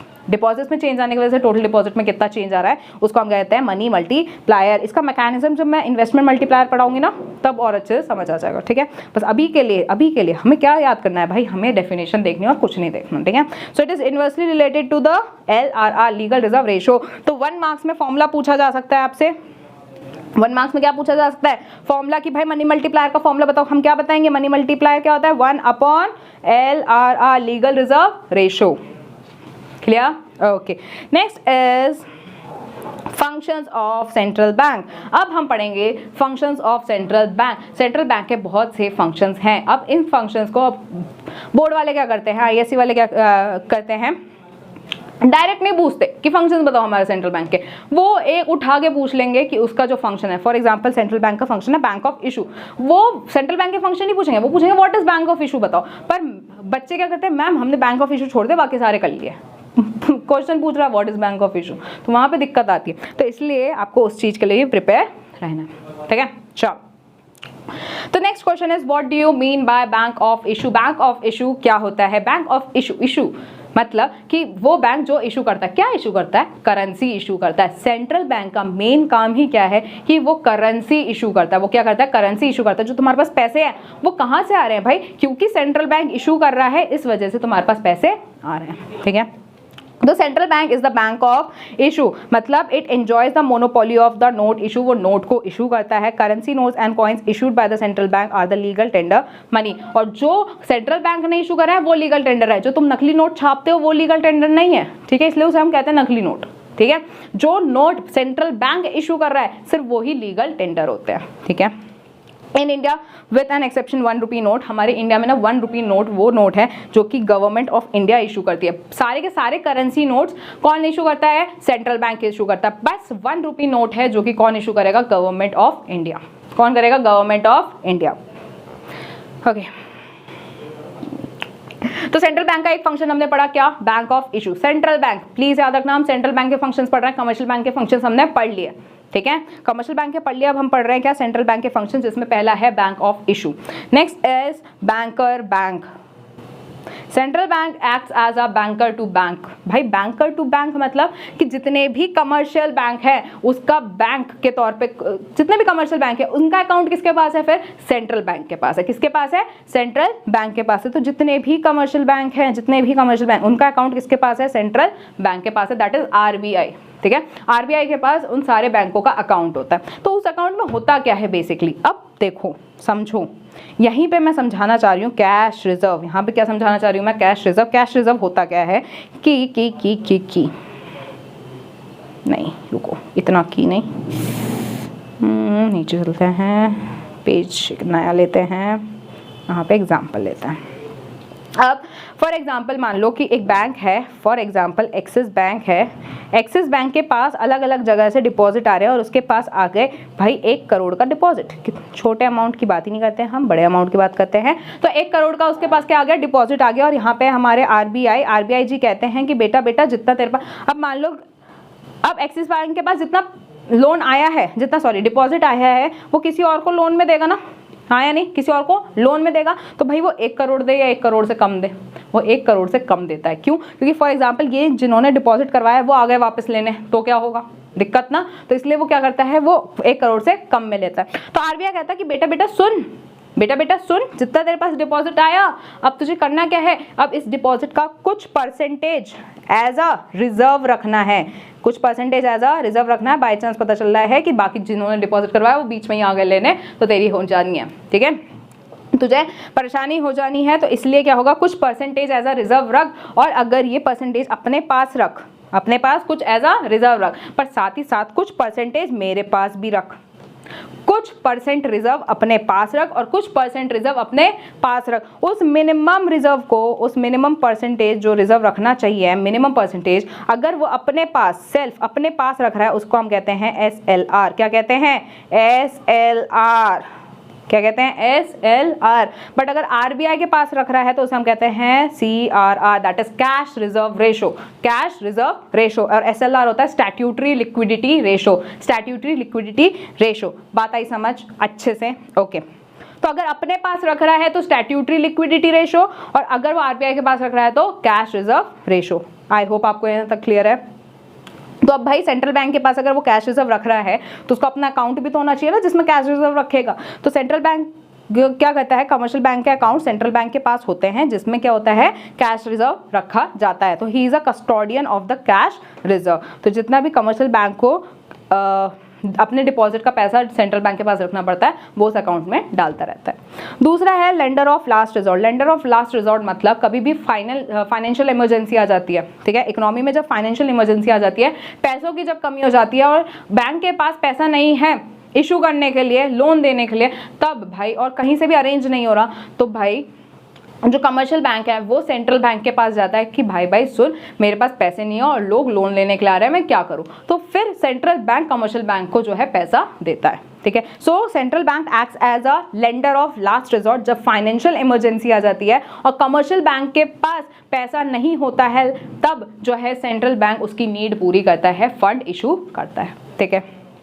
Next is clearing house agent. Clearing house agent मतलब एक बैंक ने दूसरे बैंक के साथ ट्रांजैक्शन करी, ठीक है, दोनों ही बैंक का अकाउंट किसके पास है, सेंट्रल बैंक के पास है, ठीक है, दोनों ही बैंक का अकाउंट सेंट्रल बैंक के पास है। तो अब भाई दोनों की बारी आई, अब दोनों को क्लेम जो है वो करने हैं, जो खत्म करने हैं, जो उन्होंने लोन ले रखा है या कोई भी ट्रांजैक्शन करी है उसको रिवर्स करनी है। तो अब क्या करता है बैंक, क्या करता है बैंक, सीधा सीधा इसके अकाउंट को डेबिट कर देगा, इसके अकाउंट को क्रेडिट कर देगा, क्योंकि दोनों के अकाउंट किसके पास है, सेंट्रल बैंक के पास है। तो दोनों के बैंकों को जरूरत नहीं है वापस से ट्रांजैक्शन करने की, वो सीधा सीधा सेंट्रल बैंक उनके थ्रू एक को डेबिट एक को क्रेडिट करके काम खत्म कर देगा।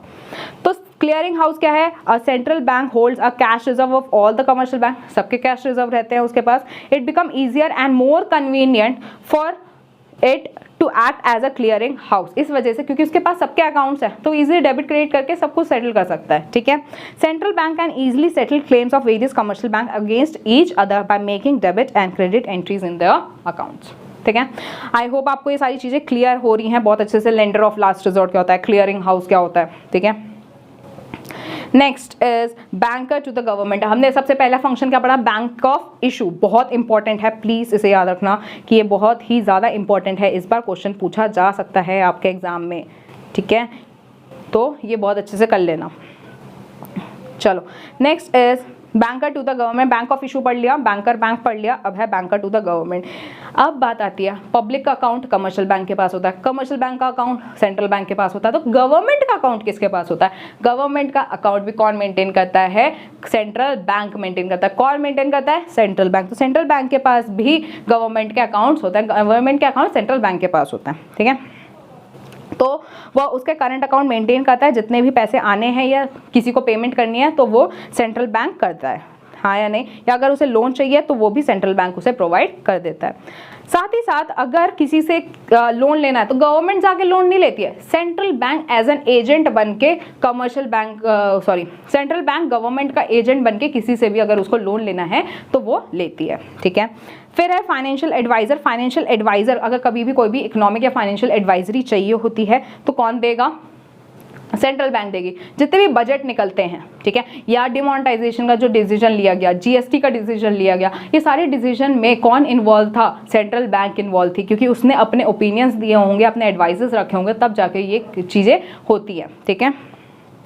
नेक्स्ट ओके यहाँ तक आपको समझ आ गया अच्छे से? Okay great. अब बस लास्ट के 2 क्वेश्चन बच रहे हैं और हमारा पूरा का पूरा यूनिट कवर हो जाएगा। अब तक के इतना पेशेंस रखा है, लास्ट तक बस अब 2 क्वेश्चन और खत्म भाई, चैप्टर पूरा यूनिट खत्म है।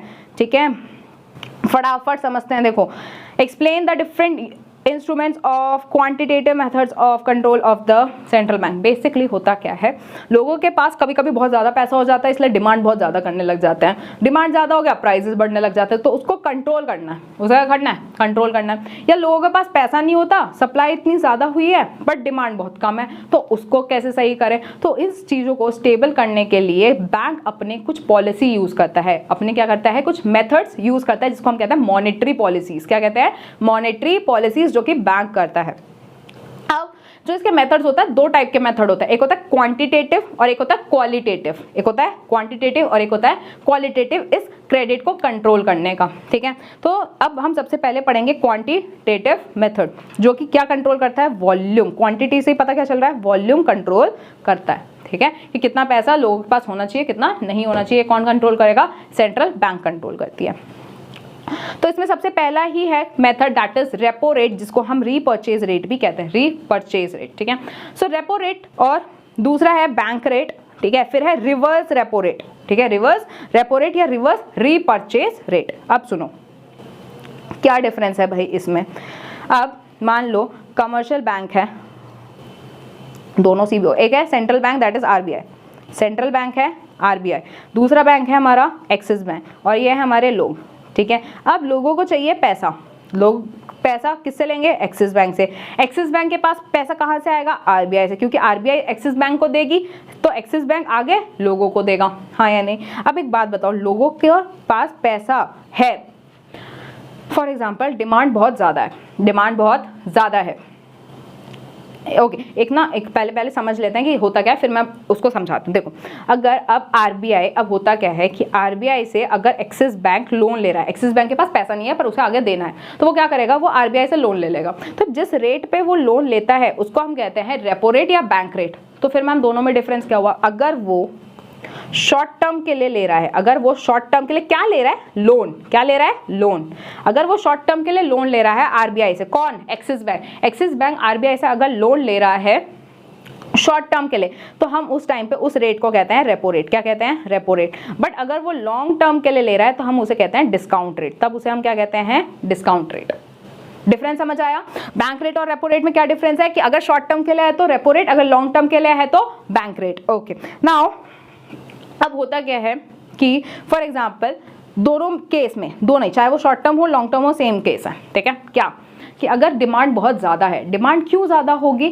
क्योंकि भाई लोगों के पास पैसा बहुत ज़्यादा है, उसको मेरे को कम करना है, कंट्रोल में लेके आना है। तो कंट्रोल करने के लिए मैं लोगों के पास जो पैसा है उसे वापस ले लूँ, हाँ या नहीं? तो जो लोगों के पास पैसा अगर मैं उसे वापस ले लेती हूँ तो आराम से डिमांड अपने आप कंट्रोल हो गई। बिल्कुल।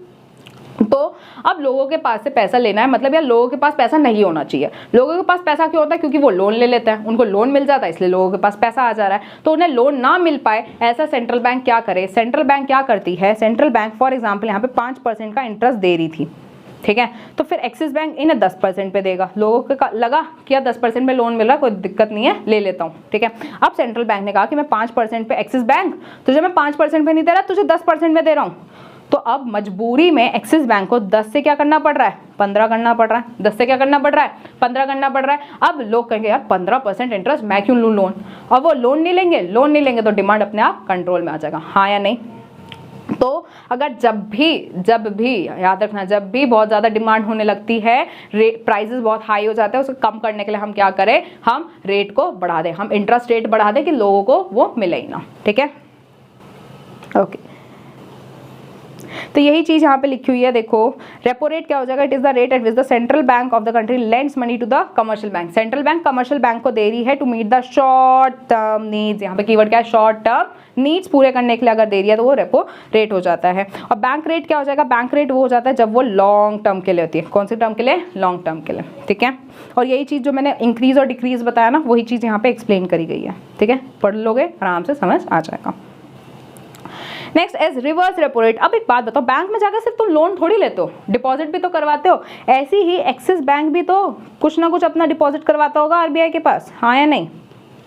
कुछ ना कुछ क्या करवाता होगा, डिपॉजिट करवाता होगा। तो डिपॉजिट पे आरबीआई क्या देगी, उल्टा इंटरेस्ट देगी। लोन पे इंटरेस्ट लेती थी तो उसको हम बैंक रेट या रेपो रेट कहते थे, बट अब डिपॉजिट पे इंटरेस्ट देगी कौन, आरबीआई। किसको देगा, एक्सिस बैंक को। तो जिस रेट पे वो देगा उसको हम क्या कहते हैं, हम उसे कहते हैं रिवर्स, उल्टा रिवर्स रेपो रेट।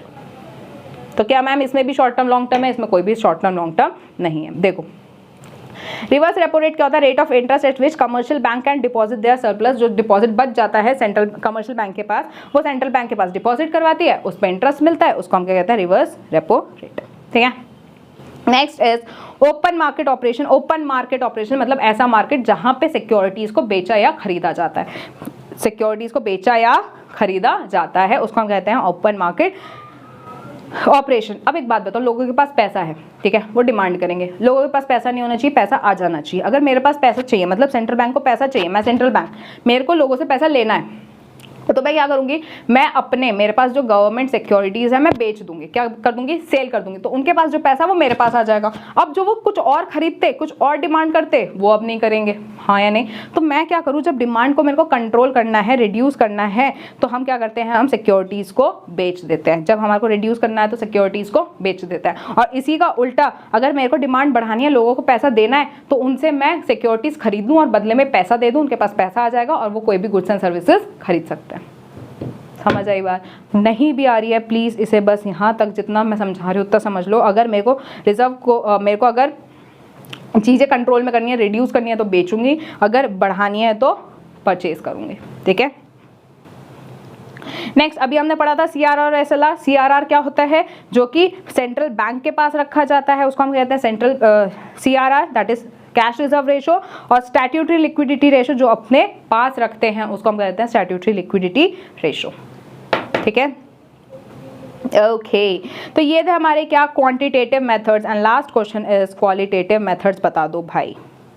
देखो qualitative money and banking chapter ना मैंने पहला क्यों पकड़ा है, क्योंकि जो तुम्हारे लास्ट में फर्स्ट वो आ रहा है ना केस स्टडीज, तो ये मनी एंड बैंकिंग चैप्टर में केस स्टडी बहुत ज़्यादा पॉसिबल है। और आज शाम को जब मैं बीओपी पढ़ाऊंगी ना, उस बीओपी चैप्टर में भी बहुत ज़्यादा चांसेस हैं तुम्हारे वो पूछने के, क्या, केस स्टडीज। ठीक है। तो केस स्टडीज आज का दिन बहुत इंपॉर्टेंट क्यों है, क्योंकि आज जो 2 चैप्टर्स 2 यूनिट लेने वाली हूँ उसमें से केस स्टडी पूछी जा सकती है। तो हर एक कॉन्सेप्ट को मैंने इतने डीपली इसलिए समझाया है, एग्जाम्पल लेके समझाया, जबकि मेरे को एग्जाम्पल नहीं लेके चलना चाहिए था, मेरे को बहुत जल्दी चैप्टर खत्म करना था, बट भाई क्योंकि कॉन्सेप्ट्स मेरे को समझाने हैं, ठीक है, मैंने जैसे आपसे बोला कॉन्सेप्ट्स और आंसर राइटिंग दोनों कवर करना है, इसलिए मैं चीज़ों को इतने एग्जाम्पल्स लेके समझा रही थी कि ताकि जब अगर केस स्टडीज आए आपके सामने तो आप उसे सॉल्व कर लो। ठीक है। Okay, now qualitative methods. What are the qualitative methods? Qualitative methods basically direction control करता है। Quantitative क्या कर रहा था? Quantitative volume control कर रहा था, ये direction control करता है, मतलब कहाँ पे पैसा जाना चाहिए और कहाँ पे पैसा नहीं जाना चाहिए।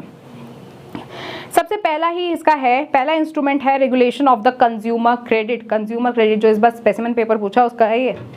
देखो regulation of the consumer credit मतलब क्या होता है कि लोगों को अगर कुछ चाहिए होता है तो वो क्या करता है, वो इंस्टॉलमेंट्स पे खरीद लेते हैं ना, फ़ोन को इंस्टॉलमेंट्स में ईएमआई पे करते रहते हो ना, इंस्टॉलमेंट्स में पे करते हो, तो वो जो चीज़ है उसको हम कहते हैं कंज्यूमर क्रेडिट। क्या कहते हैं? Consumer credit. अब अगर फॉर एग्जाम्पल मान लो तुम्हारे को कोई फ़ोन खरीदना है और उसने बोला कि भाई एक काम कर, तू फ़ोन खरीद ले, कोई दिक्कत नहीं है, और तू आराम से 1 साल में पेमेंट करियो। उसने कहा अरे क्या बात है, 1 साल मिल रहा है, मैं ले लेता हूँ फ़ोन, हाँ या नहीं। बट उसने कहा कि भाई तू फ़ोन ले, पर फिर मेरे को 2 महीने में ही तुझे पेमेंट करनी पड़ेगी। वो कहेगा यार 2 महीने में मैं कैसे पेमेंट कर दूंगा, मैं फ़ोन नहीं ले रहा। तो इससे क्या हो गया, क्रेडिट कंट्रोल हो गया, हाँ या नहीं। तो अब क्या है, देखो इसी को इंस्टॉलमेंट क्रेडिट सिस्टम को हम कंज्यूमर क्रेडिट कहते हैं। तो अब क्या है कि अगर वो चाहता है कि ज़्यादा से ज़्यादा क्रेडिट ले, अगर सेंट्रल बैंक चाहेगा कि ज़्यादा से ज़्यादा क्रेडिट ले, वो क्या करेगा, वो टाइम पीरियड को बढ़ा देगा, वो मैक्सिमम टाइम पीरियड रखेगा। ठीक है, वो क्या कर देगा, इंक्रीज कर देगा उस टाइम पीरियड को। बट अगर चाहता है कि नहीं यार बैंक ज़्यादा बैंक क्रेडिट ना दे, तो हम क्या करेंगे, उस मैक्सिमम टाइम पीरियड को डिक्रीज कर देंगे। बस यही था कैश क्रेडिट। ठीक है। Next is margin requirement. Margin requirement क्या होता है, फॉर एग्जांपल अगर तुम्हारे को कभी भी लोन चाहिए होता है तो बैंक बोलती है मेरे को मैं तुझे लोन दे दूंगा, पर तुझे कुछ ना कुछ क्या रखना पड़ेगा, सिक्योरिटी रखनी पड़ेगी। क्या रखनी पड़ेगी, सिक्योरिटी रखनी पड़ेगी। अब क्या होता है, अगर तुमने मान लो 1 करोड़ की सिक्योरिटी रखी तो बैंक तुम्हें 1 करोड़ रुपए नहीं देगा, वो हमेशा कुछ काट के, that is for example 90 lakh तुम्हें दे देगा, बट वो 1 करोड़ नहीं देगा। तो उस मार्जिन में जितनी तुमने सिक्योरिटी रखी है और जितना तुम्हें पैसा मिल रहा है उन दोनों के बीच का जो डिफरेंस है, वो जो 10 लाख का डिफरेंस है, वो 10 लाख का डिफरेंस होता है मार्जिन रिक्वायरमेंट। क्या होता है? Margin requirement. So margin is the difference between the amount of loan and the market value of the security. तो सिक्योरिटी की जो वैल्यू तुमने रखी है, जो सिक्योरिटी रखी है उसकी वैल्यू और जो तुम्हें पैसा मिल रहा है उस दोनों का डिफरेंस ही क्या होता है? Margin requirement. ठीक है। Next is moral suasion. Moral suasion मतलब क्या होता है? बेसिकली जिस तरीके से जो पॉलिसीज सेंट्रल बैंक इशू करती है, अगर वो कि ये चीज़ फॉलो करनी चाहिए, ये रूल्स एंड रेगुलेशंस बेसिकली अगर जब सेंट्रल बैंक बताती है तब उसे हम कहते हैं मॉरल सुएशन। मॉरल कंट्रोल अगर जब रखती है सेंट्रल बैंक कमर्शियल बैंक के ऊपर। ठीक है। Next is credit rationing. Credit rationing मतलब क्या होता है? राशनिंग मतलब ही बेसिकली क्या है? क्रेडिट राशनिंग मतलब कि सेंट्रल बैंक के पास ये पावर है ये बताने का कि भाई तुझे इससे ज़्यादा, मैक्सिमम इतने से ज़्यादा तू लोन नहीं दे सकता। तो सेंट्रल बैंक कमर्शियल बैंक को भाई ऑर्डर देती है कि तू इससे ज़्यादा लोन नहीं दे सकता, तो इसके थ्रू जो है वो क्रेडिट को कंट्रोल करती है। ठीक है। अब एग्जाम में आपको क्या याद रखना है? क्वांटिटेटिव कौन कौन से हैं, क्वालिटेटिव कौन कौन से हैं। ठीक है। तो क्वालिटेटिव कौन कौन से हैं वो बहुत अच्छे से आपको याद रखना है। दोनों मिक्स मत कर देना, क्वांटिटेटिव और क्वालिटेटिव। क्वालिटेटिव को अलग से याद करना है, क्वांटिटेटिव को अलग से याद करना है। तो आई होप आपको ये सारी अच्छी चीज़ें समझ आ गई। और अगर मैं अब तुम्हें बस एक लास्ट चीज़ मैं बता रही हूँ, अब अगर मैं तुम्हें स्पेसिमेन पेपर दिखाऊँ तो हमने सारे क्वेश्चन कवर कर लिए। देखो पहला ही 1 मार्क का क्वेश्चन, मीडियम ऑफ एक्सचेंज और मेजर ऑफ वैल्यू बताओ। तो फटाफट अब तो बता सकते हो, मीडियम ऑफ एक्सचेंज और मेजर ऑफ वैल्यू कौन सा फंक्शन है? प्राइमरी फंक्शन है। कौन सा है? Primary function. Next next next, यहाँ पे कुछ है? नहीं है, नहीं है। चलो, डिफरेंस बिटवीन सीआरआर और एसएलआर भाई हमें पता है। अगर मैं सेंट्रल बैंक के पास रख रही हूँ तो सीआरआर, अपने पास रख रही हूँ देम से, जब कमर्शियल बैंक अपने पास रखती है तो एसएलआर। बहुत सही। और नेक्स्ट क्वेश्चन देखते हैं। देखो बहुत इजी है, अब तो हमने सब कुछ पढ़ रखा है। Cash credit and outright loan बहुत अच्छे से हमने एग्जाम्पल से समझा था। अगर मैं पूरे एंटायर अमाउंट पे इंटरेस्ट चार्ज कर रही हूँ तो आउटराइट लोन, बट मैं सिर्फ और सिर्फ जितना विड्रॉ करा सिर्फ उस पे चार्ज कर रही हूँ तो कैश क्रेडिट। हाँ या नहीं? जितना विड्रॉ करा सिर्फ उस पे तो कैश क्रेडिट, और पूरे के पूरे एंटायर अमाउंट पे तो आउटराइट लोन। क्या बात है, हमने सारी चीज़ें कवर कर लिया। क्लियरिंग हाउस एजेंट दोनों में डेबिट और क्रेडिट करके वो क्लियर कर देता था। Lender of last resort, financial emergency आने के टाइम पे अगर कमर्शियल बैंक के पास पैसा नहीं होता तो वो सेंट्रल बैंक के पास जाती है। It is a lender of the last resort. क्या बात, हमने सब कुछ कवर कर लिया है। देखो केस स्टडी भी पढ़ लें फटाफट। देखो X wanted to buy a expensive motorcycle, उसको मोटरसाइकिल खरीदनी है एक्स को, ठीक है, for his son, but he did not have sufficient money, उसके पास उतना पैसा नहीं है। तो he approached a public sector commercial bank for the loan, तो वो लोन लेने के लिए किसके पास गया? कमर्शियल बैंक के पास। The bank asked X to deposit 20% of cash and loan of the loan and rest 80% of the amount was given by the bank, और उसके बदले बाकी का पैसा कौन दे देगा? बैंक दे देगा। इसी को हम कहते हैं क्रेडिट राशनिंग। क्या कहते हैं? Credit rationing. हाँ या नहीं? तो briefly explain a commercial bank. भाई देखो कमर्शियल बैंक की डेफिनेशन पूछ ली, बता दोगे? बिल्कुल। Regulation of the consumer credit in selective control method, भाई ये इसने यहीं पे बता दिया कि कौन सा मेथड है ये, कंज्यूमर क्रेडिट मेथड, ये भी बता दोगे? बिल्कुल। अब name a bank which control all the commercial bank, भाई कौन सा बैंक कंट्रोल करता है? सेंट्रल बैंक कंट्रोल करता है। ऐसा लगता है कि भाई ये बहुत मुश्किल आते हैं, बहुत इजी आते हैं ये केस स्टडीज, बड़े आराम से, अगर कॉन्सेप्ट क्लियर है बड़े आराम से बता दोगे, ठीक है। तो आई होप आपको ये सारी चीज़ें अच्छे से समझ आ गई हैं। केस स्टडी से कुछ भी रिलेटेड नहीं था, ये तुमसे डायरेक्ट क्वेश्चंस पूछे गए हैं, ठीक है। तो एक बार क्वेश्चन पढ़ लिया करो कि केस स्टडी के क्वेश्चन सॉल्व हो रहे हैं कि नहीं हो रहे। तो मोस्टली हमने सैम्पल पेपर कवर कर लिया, पास्ट ईयर क्वेश्चन कवर कर लिए, जितने भी पास्ट ईयर क्वेश्चन उठा के देखोगे सब इसमें मिल जाएगा आपको, ठीक है। बस याद रखना एशियन अकेडमी ई क्लासेस का एप्लीकेशन जो मैं डिस्क्रिप्शन बॉक्स में लिंक भेज रही हूँ, डाल रही हूँ, सॉरी, उसको डाउनलोड कर लो, वहाँ पे आपको इसके नोट्स मिल जाएंगे, ओके। तो हमने एक पूरा यूनिट कवर कर लिया है मोस्टली, और अगर आप देखो कमर्शियल हमने कितने मार्क्स कवर कर लिए? 1, ये हो गया 2, दैट इज़ 3 मार्क्स, 3 एंड 5, 2 5 6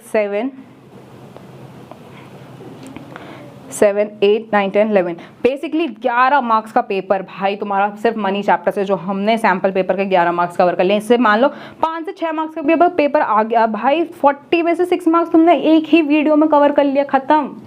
आई बात समझ। और मेरे को जहाँ तक है, अगर आपने वीडियो बहुत अच्छे से देखोगे भाई, पूरा आपको याद भी हो गया होगा आधे से ज़्यादा चीज़ें, इसलिए मैंने बोली कि अगर वीडियो आप ध्यान से देखोगे आपको आधे से ज़्यादा चीज़ें याद हो जाएंगी, ठीक है। ओके, बस अब आपको क्या करना है, PDF को बहुत अच्छे से पढ़ लेना है वीडियो के साथ साथ, और अच्छे से मार्क्स स्कोर करना है। सो अब मिलते हैं आपके साथ, आपको शाम को, ठीक है, शाम को मिलेंगे, और शाम को हम एक नया unit that is balance of payment हम स्टार्ट करेंगे, ठीक है। बैलेंस ऑफ पेमेंट आज खत्म कर देंगे जैसे हमने मनी खत्म कर दिया। तो आई होप आपको ये वीडियोस बहुत ज़्यादा अच्छी लग रही होंगी और बेनिफिशियल होंगी आपके लिए, ठीक है। तो मिलते हैं आपसे शाम को अगले वीडियो के साथ, ठीक है। So that's all from my side, thank you.